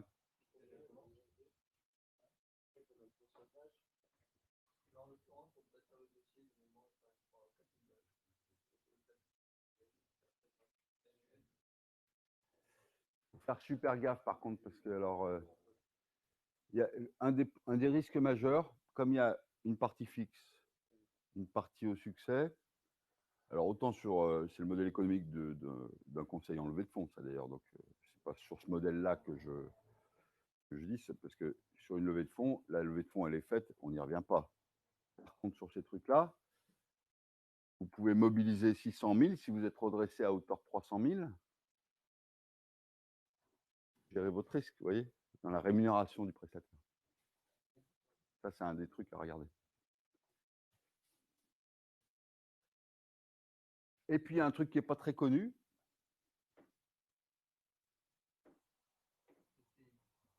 Le crédit d'impôt innovation, vous connaissez? Alors, interpellez justement votre expert comptable là-dessus. C'est un dispositif qui existe, qui a été mis en place aussi sous l'ère. Presque sous l'ère. Il a un certain temps, ce truc-là. Et alors là, ça vient compléter justement la R&D. On parlait tout à l'heure des frais de R&D purs. Là, on va être un petit peu vraiment dans la dans un champ d'application un petit peu plus aval, hein. C'est-à-dire que ça va concerner toutes les dépenses, par exemple, de mise en œuvre de prototypes, d'ajustement d'études sur une machine, de pré-indus. Ouais, éventuellement. Donc, allez, mais de toute façon, c'est pas moi qui couvre cet aspect-là, mais c'est quand même important que vous, voilà, que vous en ayez connaissance, parce que ce dispositif, bizarrement, il est absolument pas connu.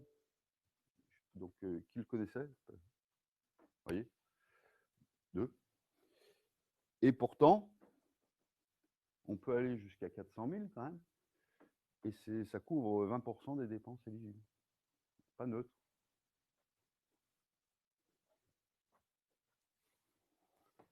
OK?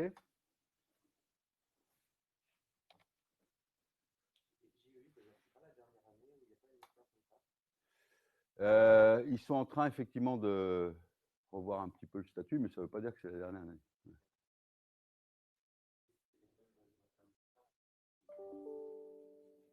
Ouais, ouais. Bon, la BPI, la personne vous en parlera, là, celle qui vient parler du bas de bilan. Mais par contre, alors, moi j'anime beaucoup de conférences pour le compte de la BPI, justement. Donc, je les pratique souvent parce qu'ils viennent exposer l'ensemble de leurs dispositifs à chacune des conférences que je fais auprès de dirigeants d'entreprises qui sont des labellisés BPI. Et je peux vous dire que même eux, parce que là c'est le graphe un petit peu synoptique des dispositifs, même eux, je ne suis pas totalement sûr qu'ils savent exactement tout ce qu'il y a. Ah non, mais c'est dingue. Donc ça veut dire quoi? Que dès lors qu'on va parler faisabilité, dès lors qu'on va parler go-to-market, entre l'idée, entre le concept et le projet, les fonds propres ou les quasi-fonds propres, vous allez devoir vous-même naviguer dans cet outil qui est un outil unique, qui est ultra puissant, qui dispose de dotations énormes, mais qui présente l'inconvénient d'être un peu kafkaïen par un côté. Donc il faut aller les voir très rapidement. Ils auront plein de choses à vous suggérer, à vous présenter, mais le temps que vous remontiez l'ensemble de la filière pour pouvoir couvrir toute la chaîne, c'est vrai que c'est long, parce que vous allez avoir plusieurs interlocuteurs, que ce n'est pas forcément simple. Et je vous dis, moi, pourtant c'est chaque fois moi des directeurs régionaux des BPI hein, qui viennent présenter lorsque j'anime des conférences sur la levée de fonds pour leur compte. En fait, eux-mêmes, ils sont parfois interrogés par les dirigeants et ils ne savent pas répondre, quoi. Donc ça veut dire qu'il faut aller voir votre chargé d'affaires et puis vous décroter un petit peu ça au fur et à mesure avec eux pour essayer de tirer toutes les opportunités qui s'offrent à vous en termes de soutien, parce que Dieu sait s'il y a des dispositifs et Dieu sait s'il y en a. Idem, je n'ai pas fait là, mais au niveau de la région, hein. La dernière conférence, justement, il y a à la fois la BPI et la région Auvergne-Rhône-Alpes. C'était, mais En fait, même moi, je découvrais des dispositifs de la région, quoi. Sur le bas de bilan. Donc, allez les voir immédiatement. Ils peuvent vous aider aussi, ne serait-ce que pour couvrir certaines prestations de conseil. Enfin, voilà, il y a plein de trucs qui existent, donc il faut vraiment l'activer. C'est bon?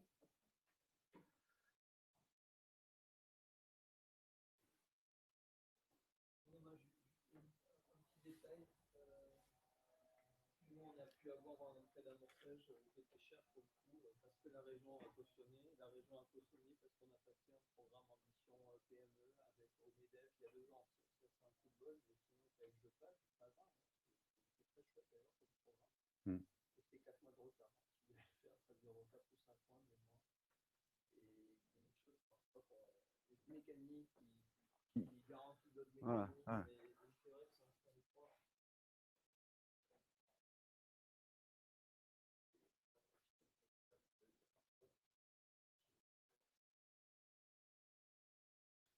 Et puis, il y a des mécanismes qui s'interpénètrent.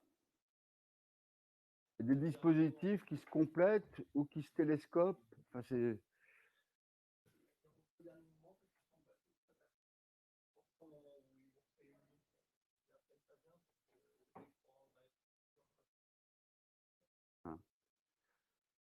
Et pourquoi j'ai passé un peu de temps là-dessus? Parce que quand on va parler d'investisseurs aussi, bah, tous ces dispositifs-là, le CIR, le statut JEI, la BPI, les aides de la région, tout ça, c'est ce que vous aurez à lâcher en moins en dilution, hein.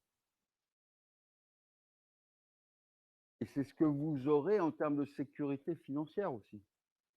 Parce que le problème qu'on aborde dès lors qu'on parle des fonds propres et des investisseurs, c'est que le jour même, on ne sait toujours pas si on va y arriver ou pas. Moi, ça fait 25 ans que je fais ce métier. Je ne sais toujours pas si le deal que j'ai demain, il va vraiment se faire. Ça peut péter du jour au lendemain. Ça peut péter le jour même, vécu. Et donc, vous ne pouvez pas vous permettre, avec la fragilité financière liée au statut de société en démarrage, de ne pas sécuriser un maximum de choses actées, visibles, et qui tombent de façon suffisamment certaine. Parce que là, lorsqu'on est dans cette philosophie d'investisseur, une opération, elle peut exploser en vol du jour au lendemain. Regardez, coronavirus. On va voir ce que ça donne. Sur, par exemple, ne serait-ce que mécaniquement sur les valos. La bourse décroche de 25%. Les valos vont décrocher de 25%. C'est des trucs cons. Vous êtes dans le tourisme, voilà. C'est très simple, en fait, notre carnet de commandes, on avait commencé à commercialiser un petit peu, on avait fait des Espagnes. Et là, toute l'industrie, en fait, même nos clients qui sont principalement des Espagnes, là, il y a le président de l'association des autocaristes de France qui est parti à Bercy hier pour demander de l'aide. Ah. Les carnets de commandes sont à zéro, les voyages scolaires sont Zéro. arrêtés. Tout passe à zéro. Du jour au lendemain. Donc, vous voyez dans quel niveau d'incertitude on peut se trouver. Sauf que si on fait tout le travail avant, on essaye de sécuriser au maximum, parce que si on est dépendant de ça, c'est pas bon. Il ne faut jamais être dépendant. Alors, c'est moi qui vous le dis en plus. Vous le dire, parce que je suis là pour dire des choses comme ça. Il ne faut jamais être dépendant d'un investisseur. Vous allez vous faire bananer. Ce n'est pas des enfants de cœur, hein. Ce n'est pas des voyous, enfin, pour la plupart en tout cas. Pas des enfants de cœur non plus, ils ne sont pas là pour vous faire des cadeaux. Hein. Et d'ailleurs, en parlant de cadeaux, à votre avis, ici, capital risque, ils attendent un rendement de combien ces gens-là? Rendement annuel? Quelqu'un a une idée? Pour un investisseur en capital risque, quelqu'un qui investit donc à la création, au début du développement du projet. En annuel, hein. Le livret A est 0,5% annuel. Lui, il attend combien? Hein? Il dit mieux. Il va attendre entre 35 et 50% par an. Par an. Ce qui veut dire, ça ne veut pas dire qu'il va l'exiger, ça dépend des conditions du pacte d'actionnaire. Mais dans sa stratégie, ça veut dire plusieurs choses. Ça veut dire, il regarde votre projet. Si votre projet a une courbe de développement et de rentabilité suffisamment explosive, il va se dire, ouais, potentiellement, je peux faire entre 30 et 50% de rendement annuel quand je revendrai mes titres dans 5 ans. Si par contre votre projet, et ça, à la limite, c'est un style de projet qui est tout à fait efficient et remarquable, vous dites, je lance un projet et puis je progresse de façon relativement modeste, mais je suis à la rentabilité dès la première année et je finance mon développement comme ça. Mais j'ai 7-8% de croissance par an que je maîtrise, c'est rentable, j'améliore ma rentabilité, etc. C'est pas mal ça, non? Ben, l'investisseur ne voudra pas. Ça n'intéressera pas. Parce qu'il ne pourra pas faire x10. Comprenez? Ce qui pousse au crime d'ailleurs.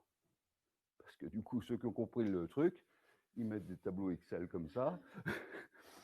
Alors après, il faut les tenir, les arguments. Mais ayez quand même bien ça en tête, le minding de la personne que vous avez en face de vous. Lui, son truc, et moi c'est pareil d'ailleurs quand je suis business angel, il y a deux questions que je me pose avant même de commencer la discussion. C'est un, est-ce que je peux en vendre un jour? Et deux, est-ce que je vais vraiment pouvoir faire x10? Parce que moi, j'investis dans les sociétés très early stage, high risk, high return. Si je n'ai pas mon return, si je n'ai pas mon retour important, ben finalement, je passe mon temps à prendre du risque pour rien. Par contre, quand ça marche, ça marche. Quand ça plante, ça peut planter. Mais au moins, quand ça marche très, très, très, très fort. C'est ça leur état d'esprit. Et donc, vous devez leur suggérer et leur proposer ce type de promesse stratégique. J'utilise à dessein le terme promesse stratégique et pas promesse financière. C'est s'ils voient que vous arrivez à un moment donné à être incontournable au niveau stratégique, il y aura une prime stratégique qui de toute façon donnera une prime financière. J'ai une question qui a presque un rapport. Est-ce que, en tant que business angel, vous n'avez pas marre d'entendre une vision à 5 ans pour devenir le leader de marché? Non, d'abord parce que je ne crois pas tout ce qu'on me dit. Non, après, c'est pas forcément d'être le leader, mais ce qu'il faut, c'est qu'il y ait une vraie vision, un vrai projet. Et moi, je suis sensible, par exemple, à deux choses. C'est un, est-ce que le type, il se projette vraiment, effectivement, ou la femme d'ailleurs, elle se projette vraiment complètement à un horizon suffisamment lointain pour pas être uniquement dans un court-termiste qui ne donne pas d'ampleur au projet. Et deux, je suis sensible au deuxième truc, parce que comme ça se passe jamais comme prévu, est-ce que la dirigeante ou le dirigeant que j'ai en face de moi, ils sont capables d'être suffisamment souples dans le fait d'orienter différemment de projets très rapidement. On n'a pas le temps en start-up. On n'a pas souvent les ressources financières, pas forcément le temps, on n'a pas forcément les moyens humains. Si on n'a pas en plus le fait de se dire très vite, je peux trouver d'autres solutions ou d'autres alternatives et puis je peux m'adapter à un contexte un petit peu nouveau, et voilà, puis il y a des trucs qui sont incontournables, vous voyez. Donc déjà, dans un cas coronavirus, je peux vous garantir qu'il y a plusieurs pans de l'activité qui vont être très impactés, effectivement. Et en start-up, vous devez être forcément en hyper agilité par rapport à ça. Ça, je suis sensible à ça. Donc, il y a à la fois la vision consolidante et l'état d'esprit un petit peu adaptatif et agile, quelque part. Donc, voilà. Mais à un moment donné, vous devez quand même projeter une vision, parce que de toutes les façons, quand vous allez embaucher des collaborateurs, quand vous allez voir des partenaires, quels qu'ils soient, des institutionnels, vous allez devoir projeter une vision de votre entreprise. Donc, c'est vrai que cette vision, c'est important, mais ça ne fait pas tout. Puis après, c'est une question d'argumentaire et puis que ça tienne la route, parce que tout le monde peut vous dire, oui, ma vision, c'est ci, mais ensuite, si ce n'est pas cohérent, c'est vite compliqué quand même.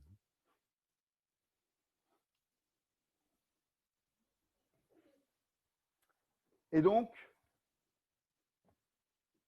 très important, 30 à 50. En amorçage, on va être entre 50 et 70. Ça veut dire quand vous faites votre pente de croissance, ne serait-ce que de chiffre d'affaires, après, on parlera des valos, etc. Et là, on verra de la façon dont ça s'accrémente. Mais grosso modo, si vous n'avez pas au minimum 70% de pente de croissance sur votre chiffre d'affaires, vous n'êtes pas dans la bonne case déjà. Pas un rendement qui est suffisant.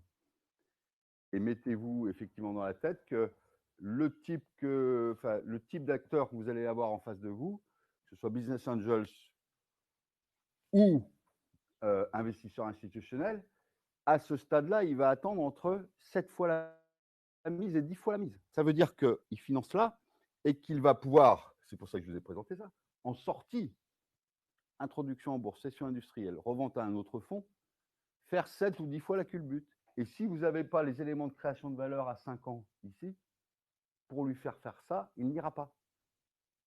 Parce qu'il prend beaucoup de risques.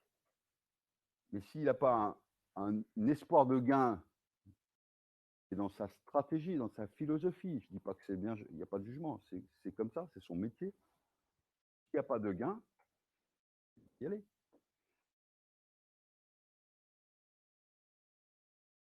Okay.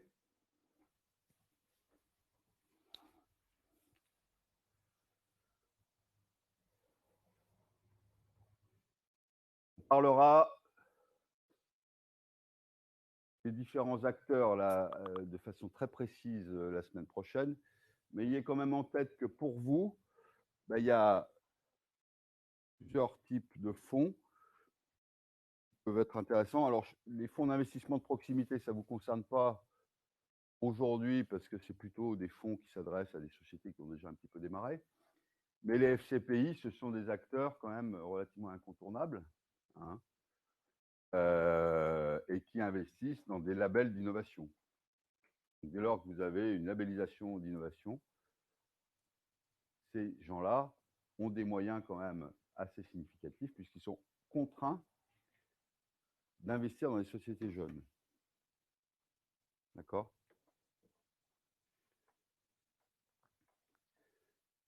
Et pour vous, ça doit être une des sources privilégiées en termes de recherche de fonds. Après, ils ont un inconvénient, c'est comme ils sont logés au sein d'un FCPI, ils ont une durée de vie limitée.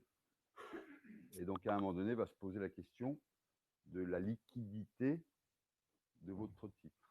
Donc là, il faudra être vigilant sur les aspects du pacte d'actionnaires pour ne pas se trouver dans un corner où vous êtes trop vite, puisque là, on parle d'une durée de vie des fonds qui est en fait de 7-8 ans, hein, en gros, où vous êtes trop vite contraint de leur proposer une solution de liquidité. Solution de liquidité, ça veut dire solution pour leur permettre de vendre leur titre. Hein.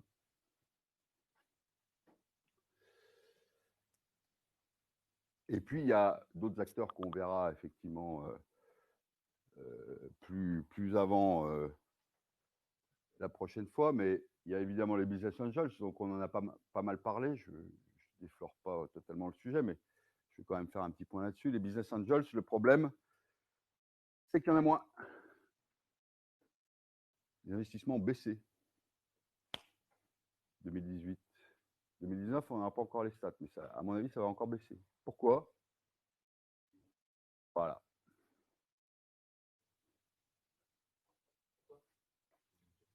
Il n'y a plus de déductibilité ISF. La loi TEPA que Sarkozy avait fait en 2007, elle a réussi à drainer à l'époque 1 milliard dans les PME comme les vôtres. Parce qu'il y a beaucoup de gens qui payaient l'ISF, qui déduisaient, alors au départ c'est 75% de l'investissement qu'ils mettaient dans des boîtes comme les vôtres. Après ça a été plus que 50%. Et maintenant c'est 0. Et donc l'investissement est en train de diminuer.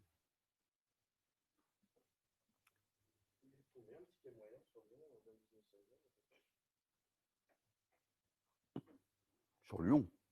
Pas dans la région, quoi.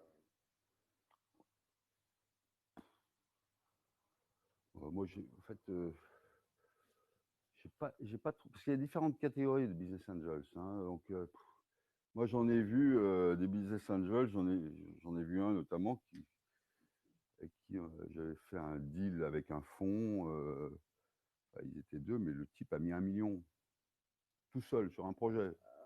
À l'inverse, il y en a qui mettent, quand ils ont mis 5 000, c'est leur max en termes d'investissement vis-à-vis de ce genre d'allocation. C'est très variable. Hein. Mais je dirais, en gros, plutôt 30-50 000, quoi. Ouais. En sachant que 30-50 000, c'est souvent... ensuite, il y a plein de choses qui peuvent arriver. Enfin, dans mon expérience de Business Angels, j'ai peut-être sur certaines boîtes, d'ailleurs, celle où je suis le plus gros actionnaire, je dois avoir presque 30% de boîte. C'est une boîte où j'ai mis au début. Après, j'ai remis. Après, j'ai racheté des financiers, enfin d'autres business angels qui sortaient. Et voilà, donc en fait, au fil de l'eau, la volumétrie de l'enveloppe grossit. On va dire que ouais, à 20 000, vous avez déjà un business angels. Voilà. Il faut oublier que c'est sur un projet. Et puis le crowdfunding, bah, j'ai pas une bonne nouvelle non plus, désolé. Je vais finir sur des notes absolument tristes. Vous allez me détester, mais c'est pas grave. Non, le crowdfunding, c'est pas très brillant sur la partie equity, sur la partie fonds propres. Là aussi, on verra de façon précise, c'est en baisse. Par contre, sur les autres parties, c'est en forte progression. Donc, on en reparlera de façon... Le crowdfunding, vous prenez en compte aussi ces notions de royalties, en fait, des financements ou ouais. partage du... Oui, là, ce que je vous présenterai la semaine prochaine, il y a effectivement tous les éléments liés au crowdfunding dans sa globalité. Et alors, ce qui est intéressant, par contre, c'est que au niveau, un des leviers qui se passe plutôt pas mal, c'est justement toute la partie abondement sur la souscription de prêts, du lending, quoi. Hein. Ah, c'est vachement bien parce que les banques, elles prêtent pas. Donc, de toute façon, si vous avez un outil qui vous permet effectivement d'avoir cette ressource de financement, faut regarder. Hein. Parce que la banque, là aussi, je vais finir sur une triste note, vous êtes vraiment complètement dépité. Mais la banque, alors moi je suis un entrepreneur, je défends les entrepreneurs, j'accompagne les entrepreneurs, c'est mon ADN. Mais il y a un truc par contre qu'il ne faut pas entendre, qu'on ne peut pas entendre. Moi je ne comprends pas, la banque, elle ne prend pas de risque. Elle n'est pas là pour prendre des risques. Non. Ceux qui prennent des risques, c'est ceux qui attendent un rendement de leur truc. Vous croyez qu'une banque, elle va prendre des risques alors qu'elle gagne 1% sur la rémunération d'emprunt? C'est pas le sujet. C'est pas leur métier en plus de prendre des risques. Leur métier, c'est de faire de la masse à faible marge avec une prise de risque minimale. Vous ne pouvez pas, en tant qu'entrepreneur, dire oh, bah, je ne comprends pas, ma banque, elle ne prend pas de risque. Elle n'est pas là pour prendre des risques. Elle n'est pas rémunérée pour ça. Ce n'est pas le sujet. Si vous voulez prendre des risques, il faut aller voir des investisseurs. Ou il faut vous mettre vous-même en risque, du coup. Et ne comptez pas sur les banques. Je suis un peu provoque exprès, hein, mais pour bien quand même désincruster cette tendance en termes de discours, alors que moi-même, comme je vous le dis, je suis plutôt, mon ADN, c'est vraiment entrepreneur, mais il ne faut pas attendre d'un partenaire qu'il prenne des risques à votre place.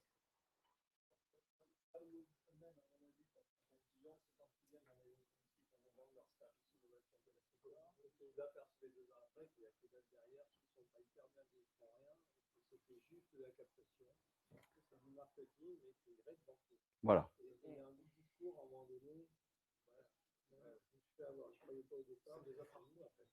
Ouais, parce que vous avez, enfin moi, comme je vous dis, ça fait 25 ans que je vois les banques, mais les banques, pas les banques d'affaires, hein, les banques de dépôt, entre guillemets, qui disent on met un élan dingue, alors les unes après les autres, sur la création d'entreprises, le truc.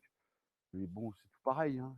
Elles ne sont pas là pour prendre des risques, elles sont là pour financer des trucs sécurisés, vous demander éventuellement des garanties, voilà. Parce qu'au fait, c'est pas leur sujet, hein. Je sais pas en fait. Ouais, mais je connais pas trop José Plombrier. Non, c'est vrai que ça c'est un. Mais peut-être, hein.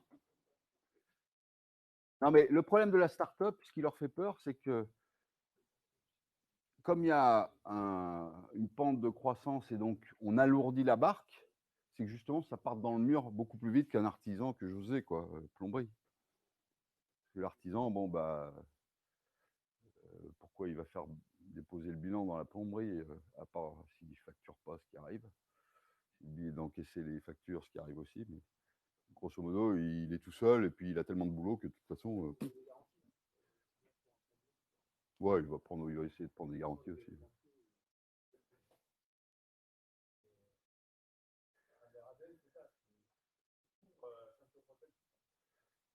Mais demandez-leur plutôt de financer justement ce qu'on a évoqué en premier, hein, c'est-à-dire les actifs immobilisés, c'est ça qu'il faut leur demander. Ça, ouais, ils vont financer de la table, l'ordinateur, du machin. Ça, c'est du visible, c'est du tangible. Ils ne vont pas financer vos frais de R&D, hein. Même pas en rêve. D'abord parce qu'ils ne peuvent pas, ils ne passeront pas en comité. Deuxièmement, parce qu'ils ne comprennent rien. Et troisièmement, ce n'est pas leur métier, ils ne sont pas rémunérés en termes de risque pour ça. Donc, hein.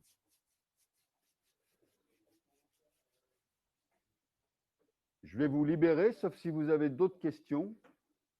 Là, on a un peu dépassé le timing, mais comme on a démarré plus tard, ouais. Oui. Non. L'étirement, alors.